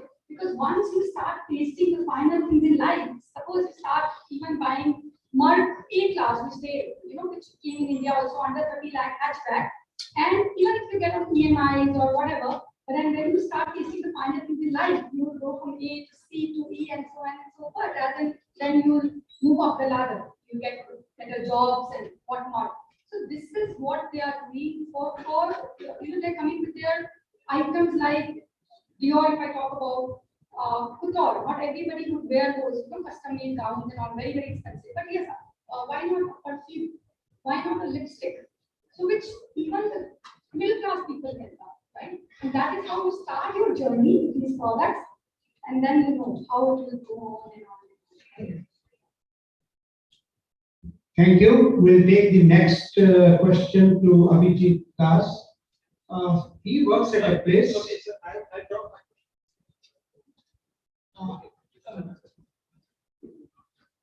Same question. So, I will ask later. Oh, okay, you can ask. Yeah. Okay. So let Abhijit Das works at a place. I will call this as the most dynamic place because every day thousands of people land up at Delhi Airport, Bombay Airport, and other airports, and they are of different nature, different pockets, and they all, I see, rushing towards the duty-free shops. What do they buy?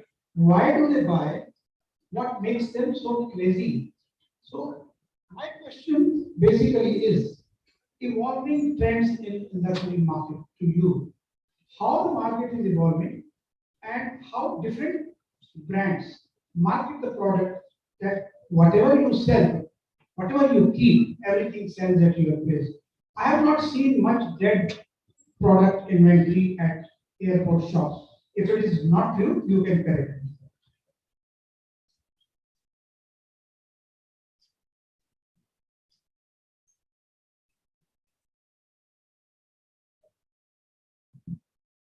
Good afternoon, everyone. First, the last question was, as said, we are a retailer like any other retailer. It's good that we don't look that we do not have stocks which doesn't sell. We also have stocks which doesn't sell. So it's just that why that perception gets created in airport retail or travel retail. This is primarily because when you arrive after 8 hours, 12 hours of flight, Indians have a very typical tendency to rush to the baggage, which is only found in Indians, and rush to the gates at departure. So that's how Indians travel. I mean, howsoever frequent traveler they are, a very frequent traveler will always rush to the lounge. So that's the reason they tend to oversee everything. I think there are 3 E's which we see either luxury or virtual luxury in the world. One, the first is we all agree that luxury is expensive. It is expensive. But my question back to you, anything expensive in this world is luxury? It is not. So for a product to be in the luxury segment and to be expensive at the same time needs to get justified. How does it justify? As I said a few minutes back about the history of the product, there's a craftsman, the best engineers in the world make your car, the best craftsmen design your watches. Now that's what defines the expensiveness of the product. The soul of the brand, or luxury brand, it's all about its quality and its history and its craftsmen. And most of the luxury brands are today unknown. They're still managed by a small group of people. Second is the what I say is exclusiveness. Most of the luxury brands, how we see in airport retail and travel retail, is very, very exclusive. It's not available, like he said, it's not available everywhere.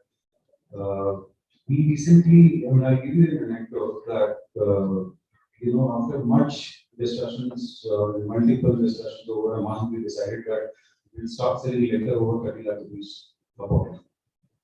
And we obviously did not want to take a chance because bottle worth 30 lakh, you can understand what's the kind of money which gets stopped 55. And So we decided to buy, we bought the bottle, and as soon as we advertised in few restricted social media, we landed up with 18 queries in 96 hours. Out of that, 3 queries were from US and Singapore, and it was still in the stocks of the lockdown. That we want to take a flight, land at the airport, buy the product, and go back. And we were shocked. And we felt so great. We are genius. We have done a great job. We sold the first bottle for 65 lakh rupees, the second bottle for some other age variant for 42 lakh rupees, and there was a Chanel variant of a perfume which was for $12,000. We felt amazing. Now, let me give you the first side of the story how wrong we were. And all 3 were Indians. They were living elsewhere globally, not NRIs, Indian citizens. The first bottle which we sold for 65 lakhs. We had great news everywhere. That same bottle was sold in 11 days after it was purchased from us at a 1.26 CR. So that's what luxury brand commands. We actually almost treated a luxury brand. It was an academy. We almost treated a luxury brand like a premium or rich luxury. We made that mistake. And that's what I'm going to tell you where it is getting involved. Has anybody, many of you would have seen this series called Emily in Paris on Netflix. You remember the first incidents happens with Emily when she lands in that new agency as a client servicing director, and she's completely out of place. That's something which happened with us in 2011. Me, my team, we were on a 5 trip to Cannes in Paris. And it was a travel retail show where a quarter size of this auditorium, there were from all the brands who were there. And obviously, India did not get a very great name, so we had to present and we wanted them at our stores. We almost had that Emily moment, not almost, worse than that in front of them. We went with a presentation where we went with the story of great economy, so many million passengers will travel, this is the blah, blah, blah, size. An apparel brand out of the audience sitting there, the brand rep asked us once, that's all okay, who's the audience? We kept on learning the same story, 20 million passengers, rich Indians, they're earning more, stable politics, private airport. We realized that we have embarrassed ourselves in front of the entire audience, and then not a luxury brand, but Victoria's Secret's business European head of that brand, and she was an Indian. She told us she's supposed to decide and said, let's go out for dinner and explain. And she said, you guys are making food of this. You were trying to, you wanted a becoming store, what you were trying to do was a typical downtown mall talking about the numbers. Now that's where from where we started, we failed in 2010, 2013 to get any of the, forget luxury, any premium or upper brands individual brands into the airport. To an extent that there was a point when Chanel refused to retail to us because they thought we are very masterage in our approach, which we have now learned over the years, and then we do carry ranges. So in travel retail, you add some and say we have the Chanel range from, let's say, 7,000 rupees till 7 lakh rupee perfume. I'd like to sum up this by saying one thing, and this is what that lady from Victoria's Secret bought me in 2011, is that luxury brands stand out, which we all know, right? But what marketing we do for the luxury brand makes the customer stands out when they buy it. And that's the difference, and that's what as a marketer or as a retailer we start to do. We want to sell those brands when a customer buys it, the customer stands out. So a person with a Lamborghini or a person with a Louis Vuitton jacket stands out. And that's what the marketers in those brands do. So would you like to add something regarding evolving trends in the luxury market? And Sure. what are the different strategies normally brands do? Sure. I think so. I was hearing my co-panelists, and I think there is also an element of evolving luxury. I think you were asking something that what meant these luxury to you could be different to person B and person C and so on and so forth. in the early days, it's Swatch Group. And Swatch Group owns brands like Swatch, Rado, Tissot, Longines, Omega, as still premium ones, and with their luxury brands like Breguet, Blancpain, which are very high. And at that time, if you were in Amritsar, and if you are not wearing a Rado Delta, which is perhaps not a very pretty looking watch, then you have not arrived in life. Now, does that mean luxury? Perhaps yes to some people, perhaps no to some of the others. I mean, Rolex is a, I got an opportunity to meet the chairman of Rolex on that. And, his now, because somebody asked me, my boss actually that time asked him, so how's the watch business doing? And he said, I'm not in the watch business. I am the business of prestige. Now, these are good things to have, but I also meet people who look down on Rolex and say that that's not a luxury brand. What are you talking about? So it's a ladder up. Recently, I was interacting with a brand called Jacob and Company. Please look up that brand online. They do very specialized watches. Really cool watches, I would say. They have a Godfather watch. They have a Bugatti watch. Now, price of watches is $10 million each. Waiting is 3 years, right? So for that level of brand, Rolex is for the commoner. So it's always, I think, an evolving ladder. And what I think perhaps somebody perceives a brand as Lux luxury would be different.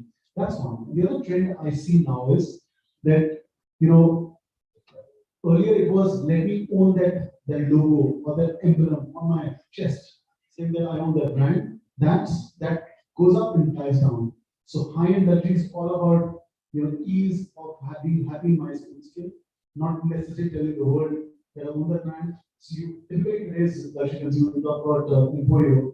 You walk away, you see people not head to toe completely branded, right? They would pay, and I'm from the diamond business, so it's known as a solitaires. So we're drinking with 5 carat solitaires on the, but wearing a nice pair of jeans and be easy with it. So the evolution is that you don't need to express your arrival to the outside world only by luxury.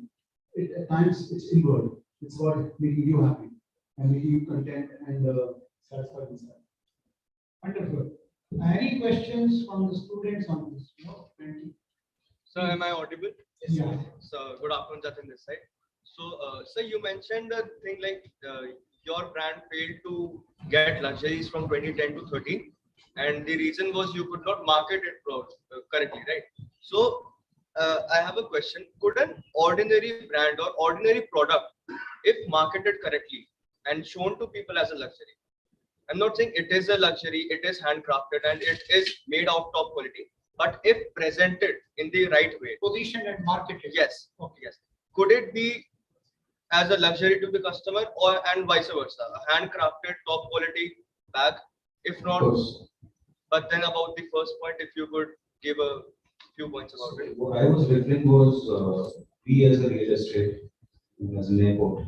I'm a retailer, but we were representing the airport as well. We as an airport, we failed to answer the audience what they were looking at. What they were looking at was exactly what you were saying. You have the audiences who will buy this product, right? So we did not. We kept on answering yes. We are a large economy. We are rich people and all that. That was a mistake. What let's say Rajeshwar looks at for every new store they open in terms of adjacency, tenant zoning and all, we failed to do that. That was a kind of a business planning failure. Answering back your second question, of course we corrected that in 2013 onwards, we have the brands with us. Most of the brands, if you go back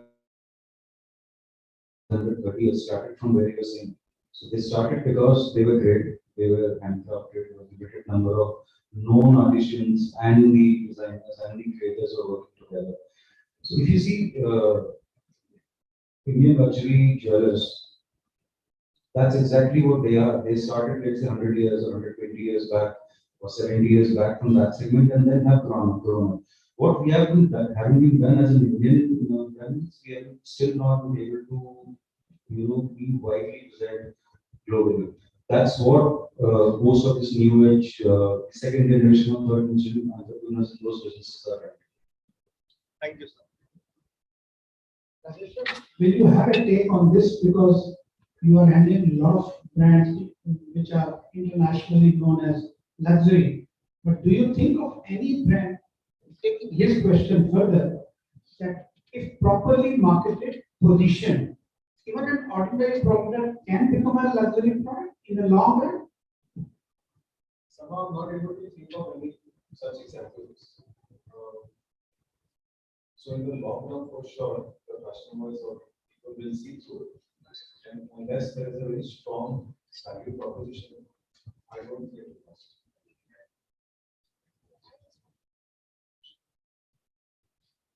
See, there are two classic examples. One is Apple, another is Nespresso. So they are not clear-cut luxury brands. The one we are talking about, Chanel or Patek Philippe, but still they are premium brands. But if you look at Apple, what kind of marketing strategy they have, the kind of if they're coming up with a new phone, kind of buzz which is created. There are lines, people get crazy, they are just sold upfront, and there's a black. So it's all out of way. They are marketed. Of course, having said that, the product has to be there. But then what kind of marketing you want? Being in the luxury domain, still they know how to create that scarcity, that kind of a winning factor amongst the people. So now my question is there to all panelists here. Why does a city like Ludhiana sells maximum BMWs in a year? What's so great about BMW and Ludhiana? Anyone? Second can answer. Sizable contribution of business comes from Punjab. Obviously, people who travel through Delhi. There are two things which we have realized. There's someone who asked me at PSP that why an X kind of product gets sold in Mumbai, in Delhi, but doesn't get sold in Mumbai. We realized there are three things. I think that might want to be accessed. One is obviously the income. You need to have an income to own those products. There's no second doubt. So wherever you have high income zones or potential, you will see more propensity of people buying. Second is your societal values. You will see that more happening in North India. Obviously, North India more in Punjab as compared to any other. That's the statement of their lifestyle. And third is basically this is the way to say I like. So that's, I think, very commonly being seen in Punjab, part of Western UP or Western Rajasthan. So that's the way people say I like. Any questions from the students on evolved? We can add one point about that tells you a lot about why people don't express that they were like, right? And I think the notion that you need a societal acceptance that you need level is to do with history of India and history of this part of India. Show of culture, and I think in my business of diamonds that gets reflected purely, where in diamonds, if somebody knows diamonds, there are 4 parameters by which the value gets decided. There's cut, color, clarity, category. Now, the lowest quality diamonds, poorest quality diamonds sell in North India, but the whole notion is let's buy the biggest because you're a show area, right? In South of India, there is no market under an F color. It's only top quality diamonds, and nobody worries about the size. It's about internal satisfaction. So it's, I think, not to do with the culture. It's changing, it's evolving.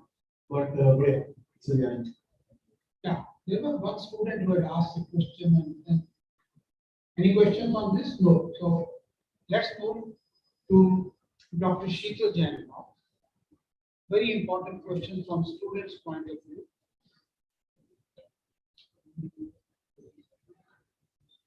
Job opportunities for young graduates in luxury retail in India and abroad. So of course, I think that is very, very important today to understand whether luxury has some opportunities or not. If not, then why are you sitting there, right? So of course, there are tremendous opportunities like, it was introduced in the beginning that luxury market is going phenomenally. And not just, I'm talking about Indian market, but globally, is doing phenomenally. And I gave you one of the examples of how Rolls-Royce highest sales ever last year, and similar has been the trend for many other luxury brands as well across different sectors, right? So even jewelry business, I was discussing this morning that it was best for 2021. So a lot of sectors, and we can see that. I would like to connect this question with the evolving trends also, like we discussed about technology, sustainability. So now new roles are also required. So one, there is immense potential, and India, although we all, we have been talking about India is at a nascent stage, just 1 to 2% of our entire global luxury market. But having said that, why are we so bullish about India? Because yes, we have the youngest population, we will be the third largest consumer market by 2024. We are the second largest internet user base in the world. And according to a recent study by McKinsey and Business of Fashion, that almost 300 international brands are eyeing to enter Indian market in the next 2 years. So we can see that phenomenal growth in the Indian market. And if this market is growing so much, so of course we need trained workforce. Who will be the people who will be doing it?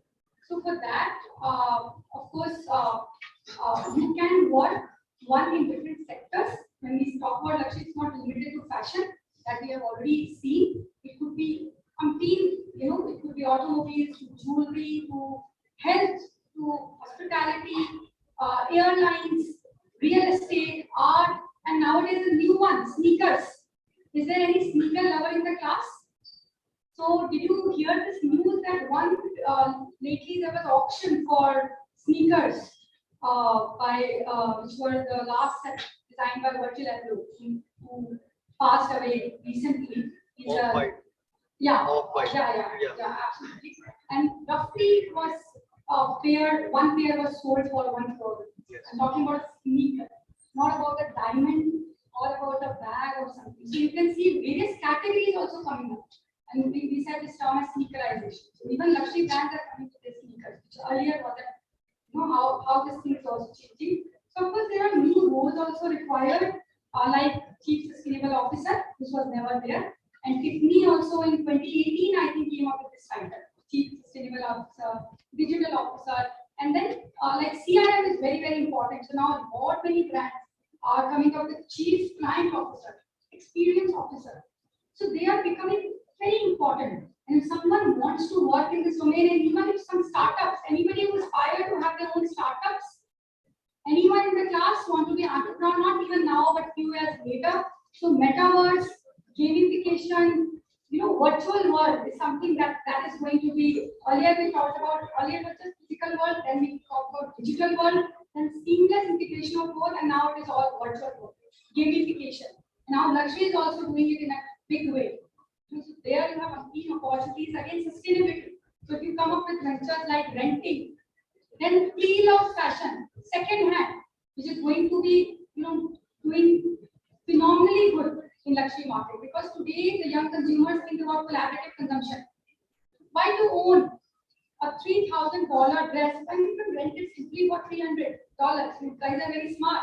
You believe in experiences than possessions.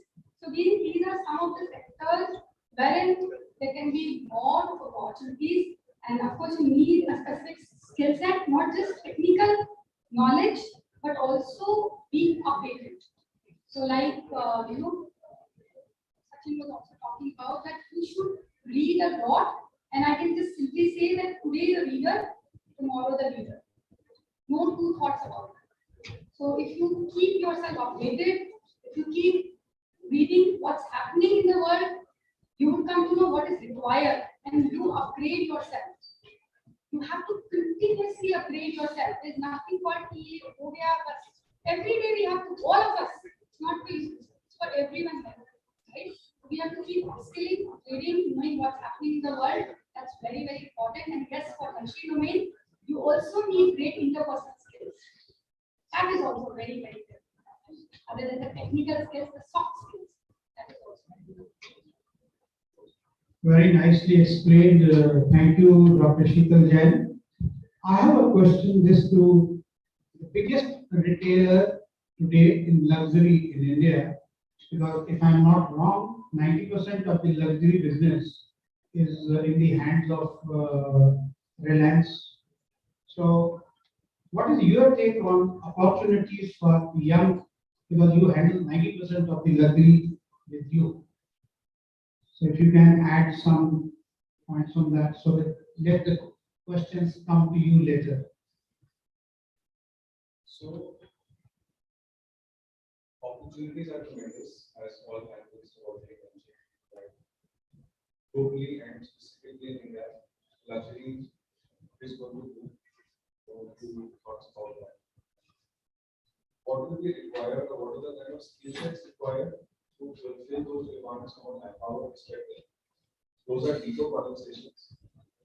But I can tell you, if you were to just simply put it into two parts, one is at the retail level and one is at the back end level. A lot of us have aspirations for the back end level. When we say marketing, merchandising, maybe some parts of finance, though finance is, I would say, fairly universal and it doesn't matter which industry you're in. That piece will grow, but at a much slower pace. What will really boom is the retail. So that shortage we can see even today. So if we were to look for hiring relevant people who deliver that experience that I just spoke to you about, it's very difficult to find that in the market. That is where we see a shortage today and a bigger shortage tomorrow if it's not addressed now. Because delivering that experience at store is key and it always remains so. As much as it's about the positioning, as much as it's about the prestige, but if at the point of sale, any brand fails, we lose a customer. And hence that quality manpower is a big gap today, in the gap more. And hence, there is already a huge opportunity. Yeah, sure. Sachin, See, my view, sir, is slightly different. My view is that, in organizations today, the requirement is from people from different backgrounds. You respect more somebody who gives a view that you want to know yourself on. So you could be doing luxury or any particular, let's watch business. More and more people want to hire people from cross industries. And hence, I would say that, they used to be saying that, jack of all, master of none. I think it was reversed today. So if you have today experience of 2 industries, you'll be better than somebody who has 1. If you have experience of 4 different industries, you'll be much more equipped than one who has 2. And there are various examples today of leadership in luxury business, which are led by people who are not from luxury background. Recently, there's a lady who used to work for HLL, fast moving consumer good, and she's the chairman of Hermes. So the fact is that, I think people need skills, people need, if you're good at your job, that's what will matter. And everybody want to sort of hire you in some way. So I would say that wherever you get your journey started, don't think that's going to be the end of your journey. I mean, you're the beginning. And what I mean, it's not going to be your 50 years, 30 years, 40 years in that company. Think about it slightly more dynamically. You should experience, or if you get an opportunity to experience different worlds, you should do that. Do them well. Very good point, Sachin. Now I know there will be few queries, questions from the students, because this involves for them to look for the opportunities. Please raise hands. Anybody who wants to ask questions, yeah, please.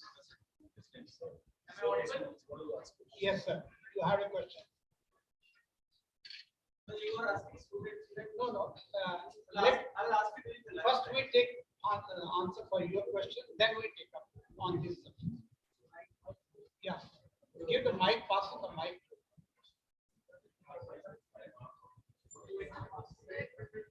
So you already want to ask. Since you asked me.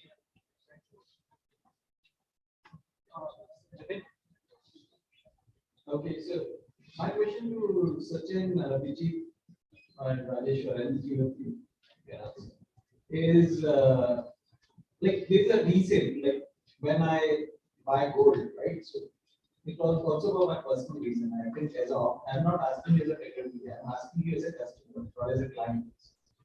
So when I go and buy gold, right? So I buy very expensive jewelry for my wife, and then after 5 years she gets divorced, right? So she goes to another party, and then I can go back to a jeweler, he buy the gold back and then redesign and then sell it back to me, right? So that is happening a little bit in the diamond also. They take back the diamond and they evaluate it. But what happened? So I'm not sure. I'm not also aware about it. So what is the resale beyond going to something like online markets? So what is for the luxury product? What is the buyback? Is there a buyback mechanism or exchange offers? Or are there any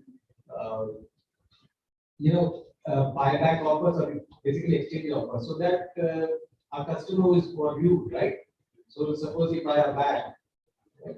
And then he can give, because of he buy it and he want to buy a new brand or new style. So is there something that provision for it, and if not, then why not? I'll answer your parts and then so luxury is also an asset class. Yeah. So luxury is an asset class.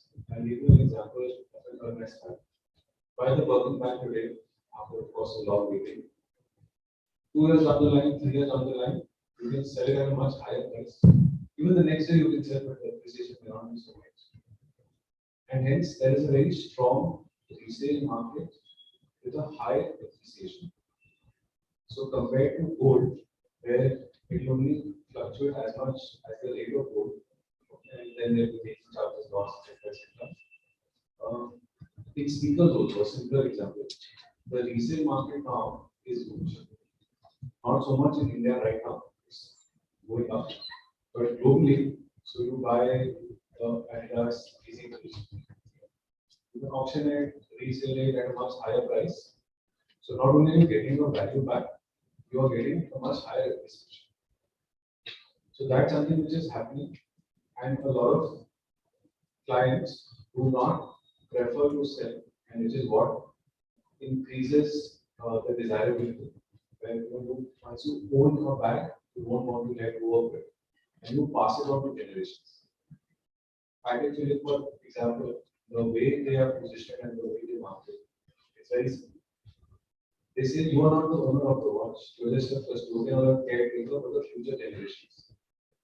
And that's something which really strikes the core, because it makes it so aspirational the product that wow, I'm going to be giving something and passing on as a legacy to future generations, and I'm only a caretaker. So every brand, sees it differently. And I hope I've answered your question. Sachin, You haven't asked me, but I cannot stop myself from answering this. So I would want to answer. There was a research conducted in 2017 between Ernest Birkenback and Gold, and which was there for 35 years. They have actually gone through the entire thing, and which came out to be the better investment? Can anyone guess? Anyone from the audiences? Was it a gold, a better investment, or Ernest Birkenback? The bags which you're asking, right? Yes. So of course, that's of course. If I am asking, it has to be that. Right? No, it was Birkenback, and rather in 2017, only one of the Birkenbacks was auctioned for $300,000. So and it is just like he said that even if you buy Rolex today, tomorrow also it will be, you can even resell. But if you hold it, the prices have to increase. So it's like be it Chanel or Patek Philippe or Hermes. So these are the true luxury brands, but not for rich to luxury or affordable luxury. So they have great resale value, and for X times. It's not just that limited, but for X times.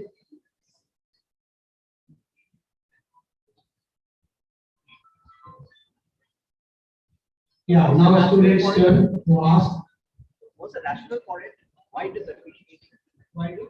What is the rationale for it? Scarcity. Scarcity. Scarcity as well as aspiration. So just as I told you, one of the shoes was auctioned for 1 crore rupees. So one, it was limited edition, only 200 pair of shoes were there. So brands are coming out with new products also. No, but there is a rule in luxury that you have to only be limited. So you cannot have endless. जैसे These are limited ये editions. pencil normally. हमेशा बचपन से ऐसी ही दिख रही है. जब से मैं I was in nursery and today also when my daughter is still 11th class, but it doesn't happen in luxury. You have to be very limited. Companies like Louis Vuitton, they stop the production. And then this becomes actually in demand after 10 years or so. Then it's auctioned. Psyche is that I am owning something which will never be delivered or be made. Yeah. One of its kind. Psyche. Yeah, one of its kind, something. So I have a question. Yes. So my name is Siddharth. I'm not a student. I'm heading the admission department of Delhi School of Business. So I've been into FMCG sector for the span of 6 years. I've been into education sector for the span of 9 to 10 years now. So my question to all of you, the example that sir had given about the Ludhiana, kind of that why the particular car used to get more sales for this. So I'll say I wanted to add one point that can it be one of the parameters community behavior, because more Punjabis are over there and they are like a kind of कि आगे करना सोचकर कि आज में रहते हैं. So I believe that can be one of the point कि आज में so let's buy everything whatever they can, not in the case of a kind of a part of survival, but in the part of living the life in the fullest. That would one point that I yes sir. I will counter that one point. Yeah. You see, वो आज में नहीं रहते हैं. उनको ये पता है कि कल का पता नहीं क्या हो जाए. तो EMI पे ले लेते हैं, बाद में देखेंगे जो होगा उसका और देखेंगे. And second, if you look at the culture in Gujarat versus Punjab, it's a total contradiction. A Gujarati businessman, a crorepati, a diamond merchant, will still wear a very simple dhoti and his bride room will not even have a proper furniture, folding two tables and folding, table and folding. But here, even a person earning 1 lakh rupee will get a huge sofa and all that. So it's a cultural difference between, you can say, show off, you can say, people earn 1 lakh and spend 1.5 lakh. So they are always in minus. They are never in plus. I lived in Gujarat for 10 years. So I learned one thing in Gujarat was that if you are earning 1 lakh rupees, never tell your wife you are earning 1. Tell her you are earning 60,000 and 40,000, 20,000 you give it the saving deposits and fixed deposit, 20% on Reliance shares, and that is how they say we live our life very peacefully. That's how it is. So yeah, now you come to your second question is if I take a product for them. So if I go in 10 to 12 years ago, I personally feel कि when we differentiate between luxury and the premium product, so luxury product will be the first in the funnel, and the second product launch will be the premium one. So when the company introduced themselves, they come up first with the luxury product, then slowly and gradually they had launched the premium products. But from last 3 years, what I felt कि premium product पहले launch होता है, then they come to the lower segment and they launch a luxury kind of a product. Is it the same in the retail sector? Because that's I personally feel in the service sector. Example of that. That's in the service sector, but the students are there, so that's into my education field. So if I take it to a different way, there are several institutions who had opened the executive program first, which cater the needs of the experienced candidate, and once they got success, they had opened it for the fresher candidate, a same kind of a program, into a different packaging, into a different style. So, but that is into a service sector. So, does it happen into the retail sector as well? Yes. Okay, I would say that executive development program is not a luxury. Luxury would happen you hire a coach and do a one-to-one training. That was a luxury. Okay, so if I take the example of an institution like Indian School of Business, they have a campus in Hyderabad, and the program cost is 37 lakhs. They give a studio apartment to the student. So that's a student, but they are giving the studio apartment. So there are a lot of stuff A student in the studio apartment he has that can be resided in 2 rooms, a kind of a double sharing. But they are giving that because the fee structure is of that range, 37 lakhs or 40 lakhs. Now they have opened another branch that's in Mohali, where they are offering a program at the cost of the same program at the cost of 15 lakh, 16 lakh, because they do realize that 37 lakh is not affordable by everyone. So might be they are eligible to get into that program, but cost is one thing. The bacha like they can't affordably. My industry, but yes, what in retail sector. Whatever I've understood, I'm not too sure whether I've understood it 100% correctly or not. To my understanding, there are two things which are there. One is luxurification, other is massification. So, there could be a brand like we discussed about Armani. So it started to prevail in Giorgio, but then they came also to target, like you said, 50 lakh ka fees, 37 lakh, and then 15 lakh for Mohali. So similarly, they came with Armani jeans and Armani exchange. So going down the line, right? So from luxury to masses. But it could happen other way around as well. It could be a simple example like Nokia. So way back Nokia in 2002, they started with a luxury phone. Anybody remembers the name? From Nokia, the parent company was Nokia. Was absolutely correct. It is VRTU. So they came, it was up, going up. Similarly, recently when Hyundai came up with the entry-level luxury car, I think the name of Genesis. Very recently, last year itself, some 35 lakh, right? So it is going luxurification. When Merc came with A-class, it is massification. So it is not that but it depends. If you are a mass brand, but you think like Nokia, it can go up. Yes, some students have to talk, please.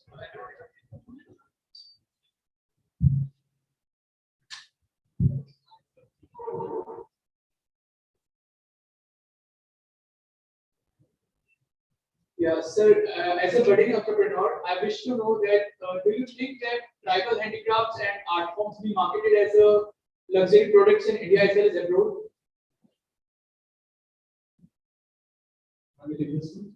I think there's a huge potential of what you just mentioned, and there's loads of work that's happening around that, both online, offline. In my work, I work very closely with a lot of designers in India, and there's a lot of backward integration in the integrated work that's happening to express the Indian Indian art form globally, as well as the travel work globally in India. So in the business of jewelry, there's a lot of emphasis we're giving to travel form of art, which earlier used to be perhaps only with brass and other metals. Now with gold and platinum, and even with some diamonds. So I think when I was talking in the beginning, and that we say India's arrived not because we have a great economy, we arrived because there's acceptance of India almost everywhere. I mean, yesterday in the evening I was looking at how Holi got celebrated in different parts of the world by non-Indians. And it was not just funny, it is an acceptance of India. And hence I think moving forward, all art forms of India, including fabrics, travel forms of expression, everything will have acceptance. Now, if you have a great idea, I think it's a brilliant idea, there will be acceptance to accept India. And I think hence all forms of art will be accepted. Rajesh will agree that Reliance is also launching a lot of fashion designers where into the luxury, which are Indian fashion designers. So as I started in my opening remark here, that it's better to be global plus local, make it global, so that particularly in the context of India, we have different culture, we have different styles of weddings here. If you look at the destination weddings happening and how much money people spend on wedding, it's itself a very big industry.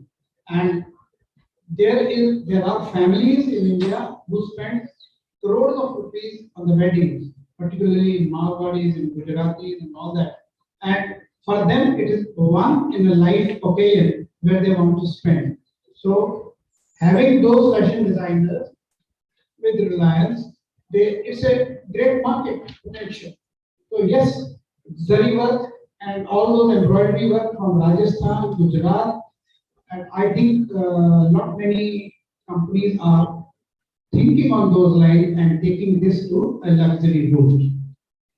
Any questions from students regarding admissions or, sorry, regarding the employment opportunities? None? Okay, I have a question. Yeah. I'm not a student, yeah. Okay, so Professor Teacher, right? Okay, a question to all the panelists. Do you think luxury brands face a competition in terms of counterfeit items? Because I, for example, do know, a pattern economy which is running, like Mr. Nawar said, you can't have too many Bottega Veneta, clutches. So people, the middle class, are aspiring and are putting their aspirations through these, counterfeit products, which are like first copies. So you go to Chandni Chowk and you can actually see a lot of Manish Malhotra, Tarun Tahiliani first copies, and people are purchasing those. So, do you feel a threat to luxury brands? Okay.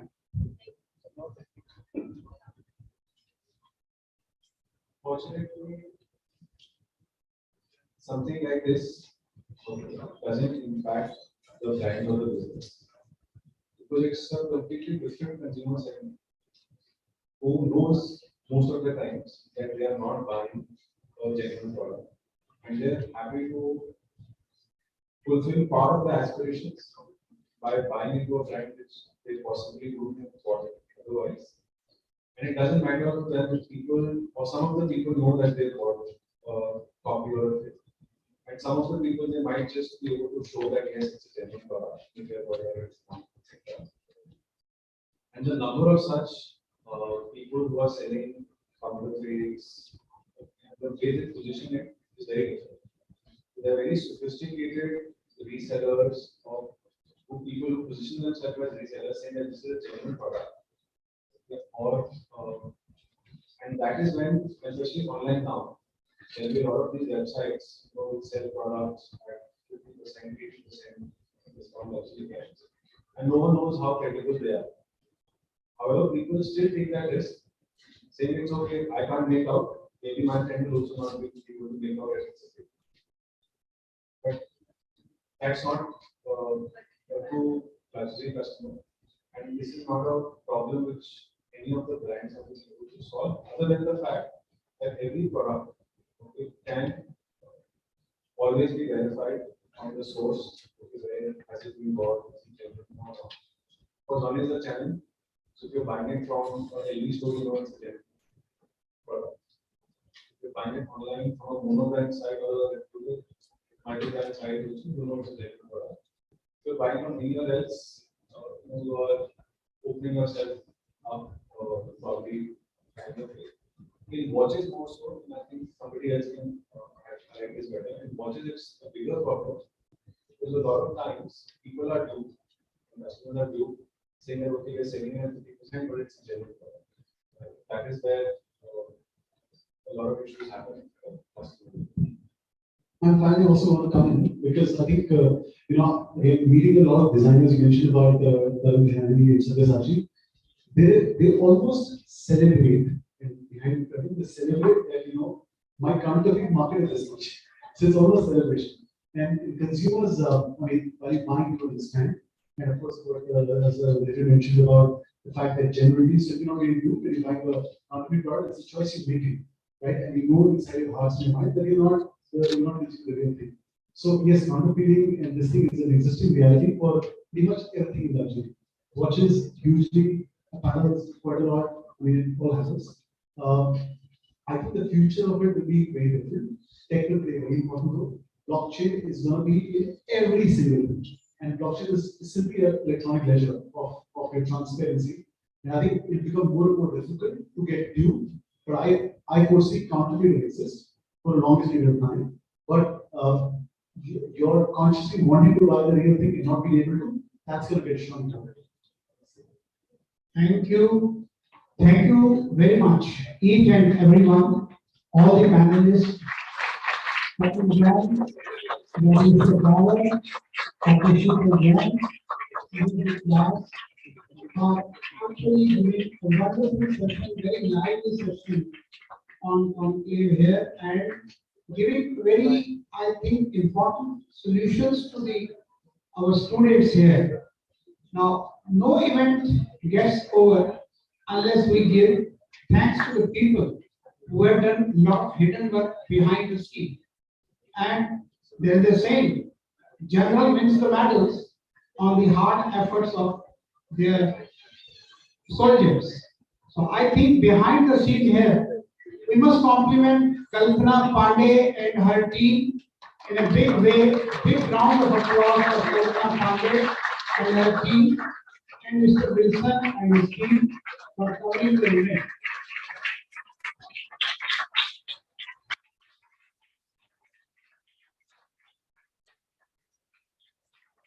I'm sure the students have enjoyed, and I'm again thanking all the panelists that they accepted our invitation and joined us today and really gave few words of wisdom to each and everyone. Thank you so much to the School of Business for giving this an opportunity to us. Thank you.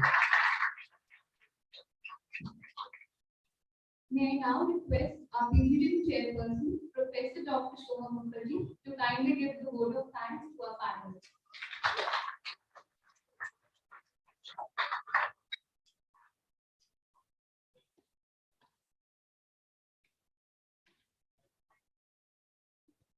Thank you so much, every one of you. You know, I'm old school, and for me, this has been an eye-opener. So I must tell you, the sneakerization I had never heard about. So I was amazed when I heard of that, because I remember when we were in school, we used to buy a Bata pair of shoes for 100 rupees. So to learn that somebody is going to buy a sneaker and that also used one for 1 crore is something that gives me a heart attack right now. Thank you so much. But let me start at the beginning. Thank you so much, Nalkhani sir, for really putting this all together. Before I say thanks to you, I have to thank my director, Professor Thakur, who really made it happen for us. Yes, we all wondered why the day after Holi, and I know my students also thought about it, but I think it's been very refreshing, and it's been a really knowledgeable session that we have all enjoyed. Lathani sir, thank you so much. You taught us a lot of things about the power of luxury brand, about, a very important thing you said is that over a COVID period, we learned that fresh air and pure water and nature is really luxury for us, and not how much money we can spend on maybe a gold necklace or a watch or a car, etc. And that's really, really interesting. I thank you, Sachin sir, because you brought in so many new concepts, and I'm really, really thankful to you for opening our eyes to all of this. You talked about provenance. Yes, we have read in books, especially art, that provenance is important. But owning brands and diamonds and talking about provenance, that's really interesting. You talked about frictionless. That's a nice new word that we have learned. You also talked about outcome-based economy and women economics, which is, I feel so good, and I'm sure many people here are going to feel very good, because yes, now we have the power to not only decide what we are going to buy, but also to be able to pay for it, and that is really, really important. And you gave a new meaning to CRM. Of course, we have many marketing professors here who have taught us what CRM is, but how you explain the difference between a customer and a client, that was also very revealing. It's a nice new word and a way of expression which I really appreciate. Thank you so much for talking about sustainability and explaining how it happened. I thank also Sheetalji, because she kept on clarifying so many concepts, and thank you, ma'am. I hope you will come back to us and talk to our students again in great detail, because you seem to be a fountain of knowledge in this as far as theory is concerned, and thank you so much. I thank Abhijit sir, because I have to share this and I can't stop. I am a great fan of Lindt truffles, and I tell you, the best place to get it is in Delhi duty free. And whoever comes from abroad, and they ask me, what do you want? I said, get off at the airport and bring lean truffle for me. I don't want anything else. Besides, of course, I don't think I'm going to afford that 30 lakh or 65 lakh bottle of drink because I'd rather spend it on something else, maybe buy a flat or a house. But it's an eye-opener, okay? And thank you, sir. I must say thank you to Radheshwar sir for spending so much time with us and explaining so many things. Reliance, we know, we know a few things about Reliance, but today, of course, the brands that you talked about and all the explanations that you did for us, it's really wonderful. And thank you so much, all of you, for sparing this time, spending your Saturday with us, and really giving this fountain of knowledge to all my students. Thank you. Thank you, Dr. Rajesh. Thank you, sir, for doing this important. Thank you. Thank you. I would like to now please request some of my colleagues to come and present the mementos and a little thing from our side to appreciate what you have done. May I call Professor Thakur, please, to give the memento to Professor Nathani.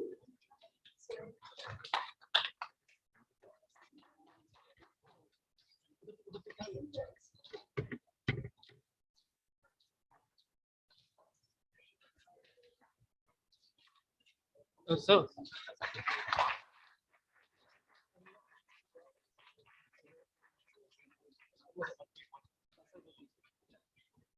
Hello. Thank you.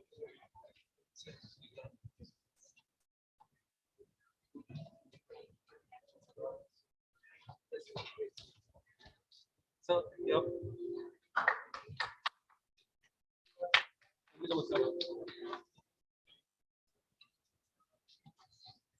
Thank you so much.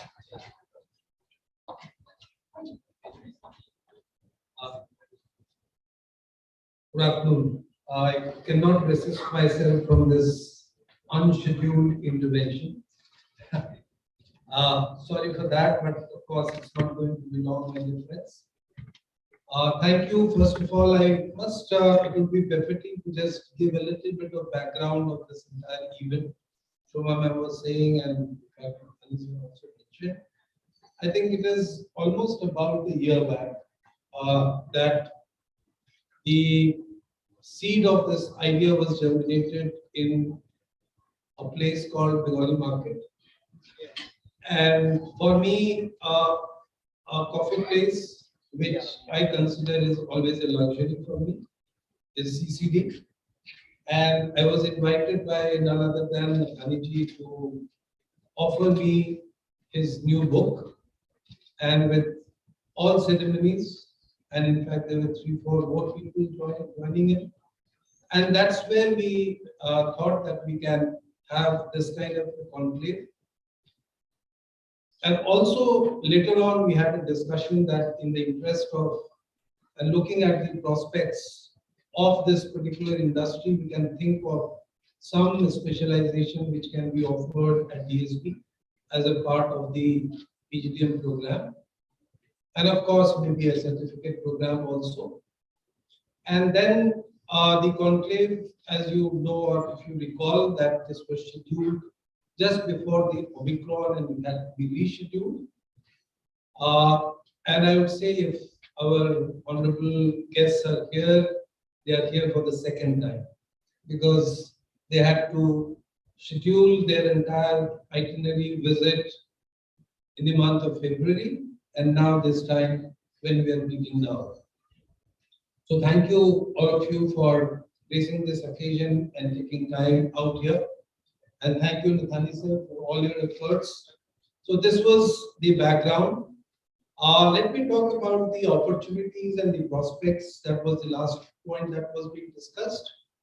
I think nothing can be more evident or would ask for any kind of a proof when you look at the profile of the speakers here and the age profile as well.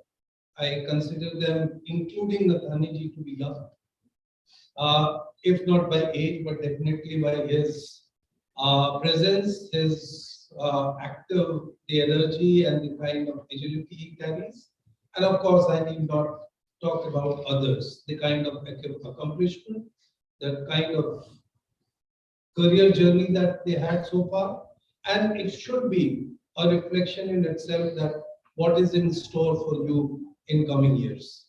Of course, everyone have their own accomplishments, but one person who is here, I can tell you, is it 2008, the Vishwa? 2007. So it is a journey of 15 years that he is today where he is today.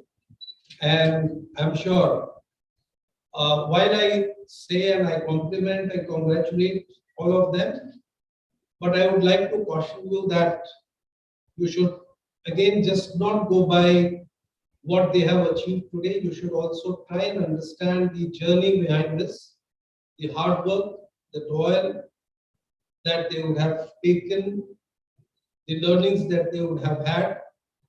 They never reached these chairs or these glass houses where they are today.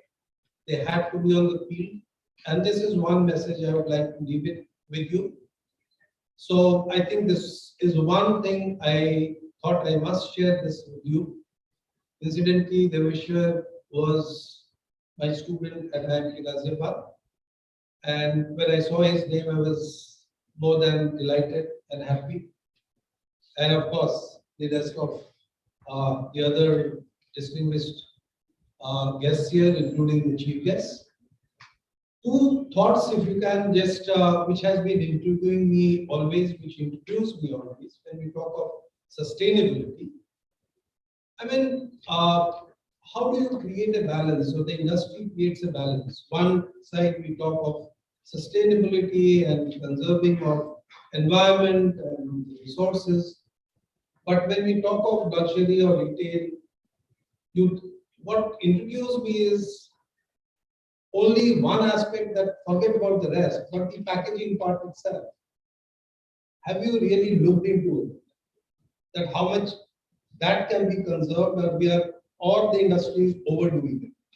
Many a times I feel that the kind of packaging that goes, and of course it adds premium value to it, it adds many more things to it, which you as marketeers do. But then I think in the longer interest, it could be safe.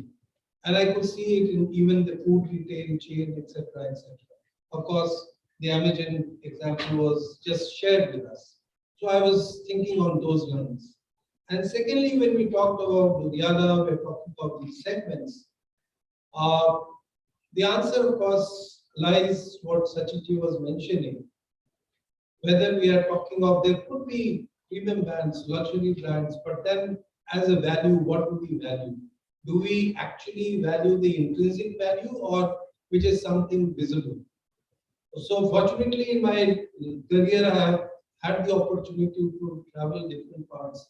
So if we go to south of India, I think it's not that they don't have spending habits. It's not that they don't have income. And it's not that they don't buy. They also buy.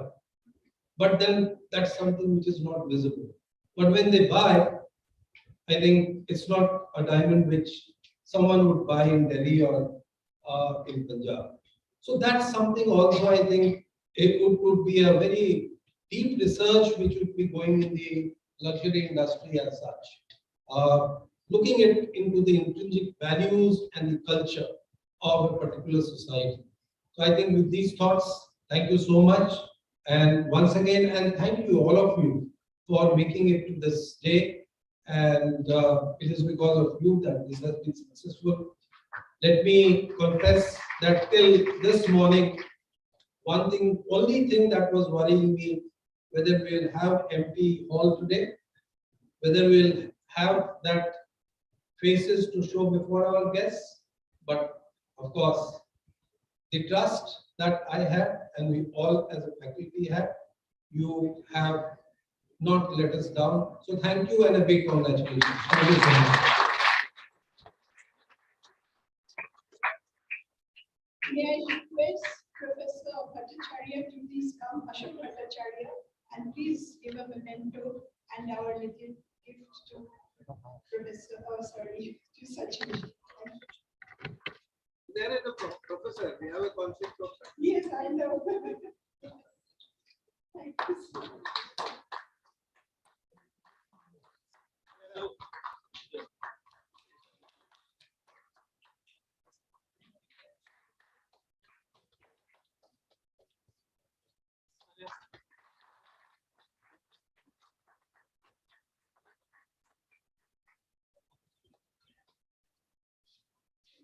So one more. No, there's one more.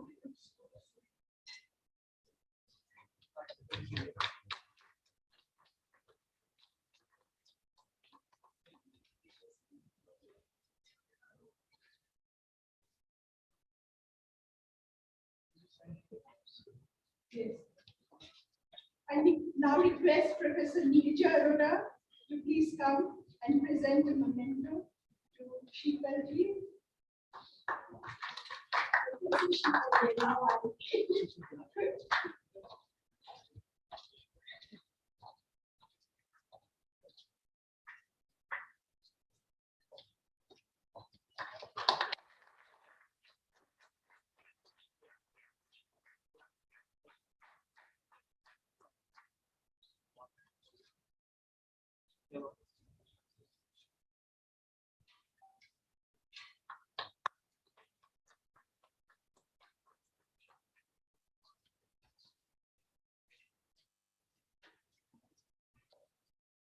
May I please request Professor Ratan Sharma to come and present the memento to Abhijit Das.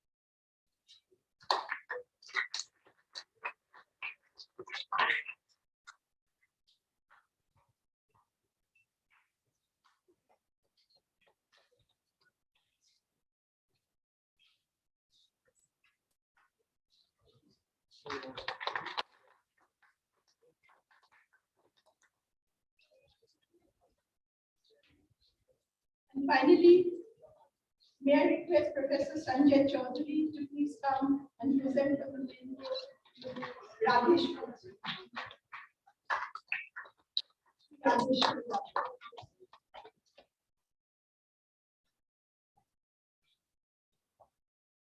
Please come to the stage.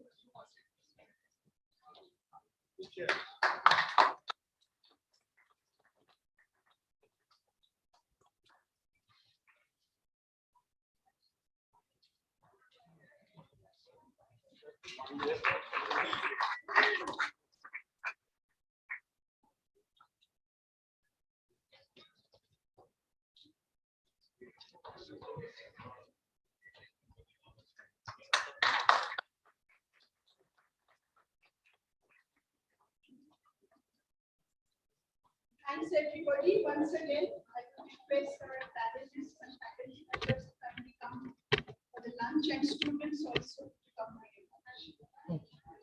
Have a group photo. Sorry. Rajesh sir.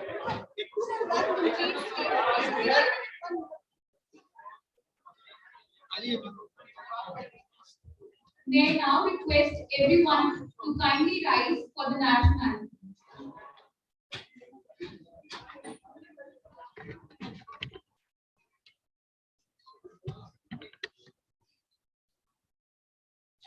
Jana Gana Mana अधिनायक जय हे भारत भाग्य विधाता पंजाब सिंध गुजरात मराठा द्राविड़ उत्कल बंगा विंध्य हिमाचल यमुना गंगा उच्चल जलधि तरंगा तव शुभ नामे जागे तब शुभ आशीष मांगे गाहे तब जय गाथा You can,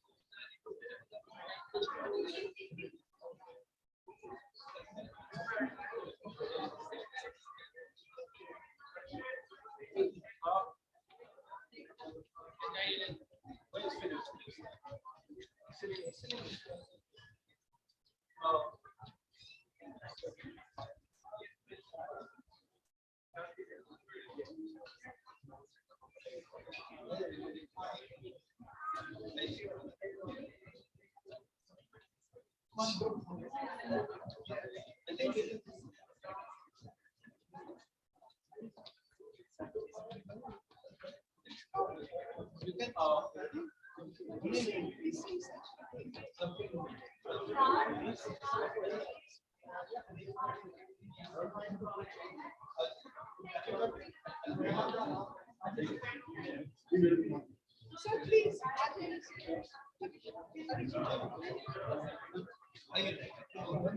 Please.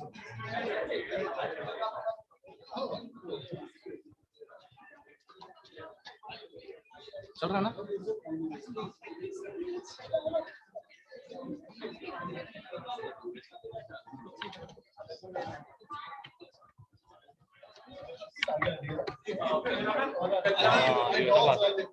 Very good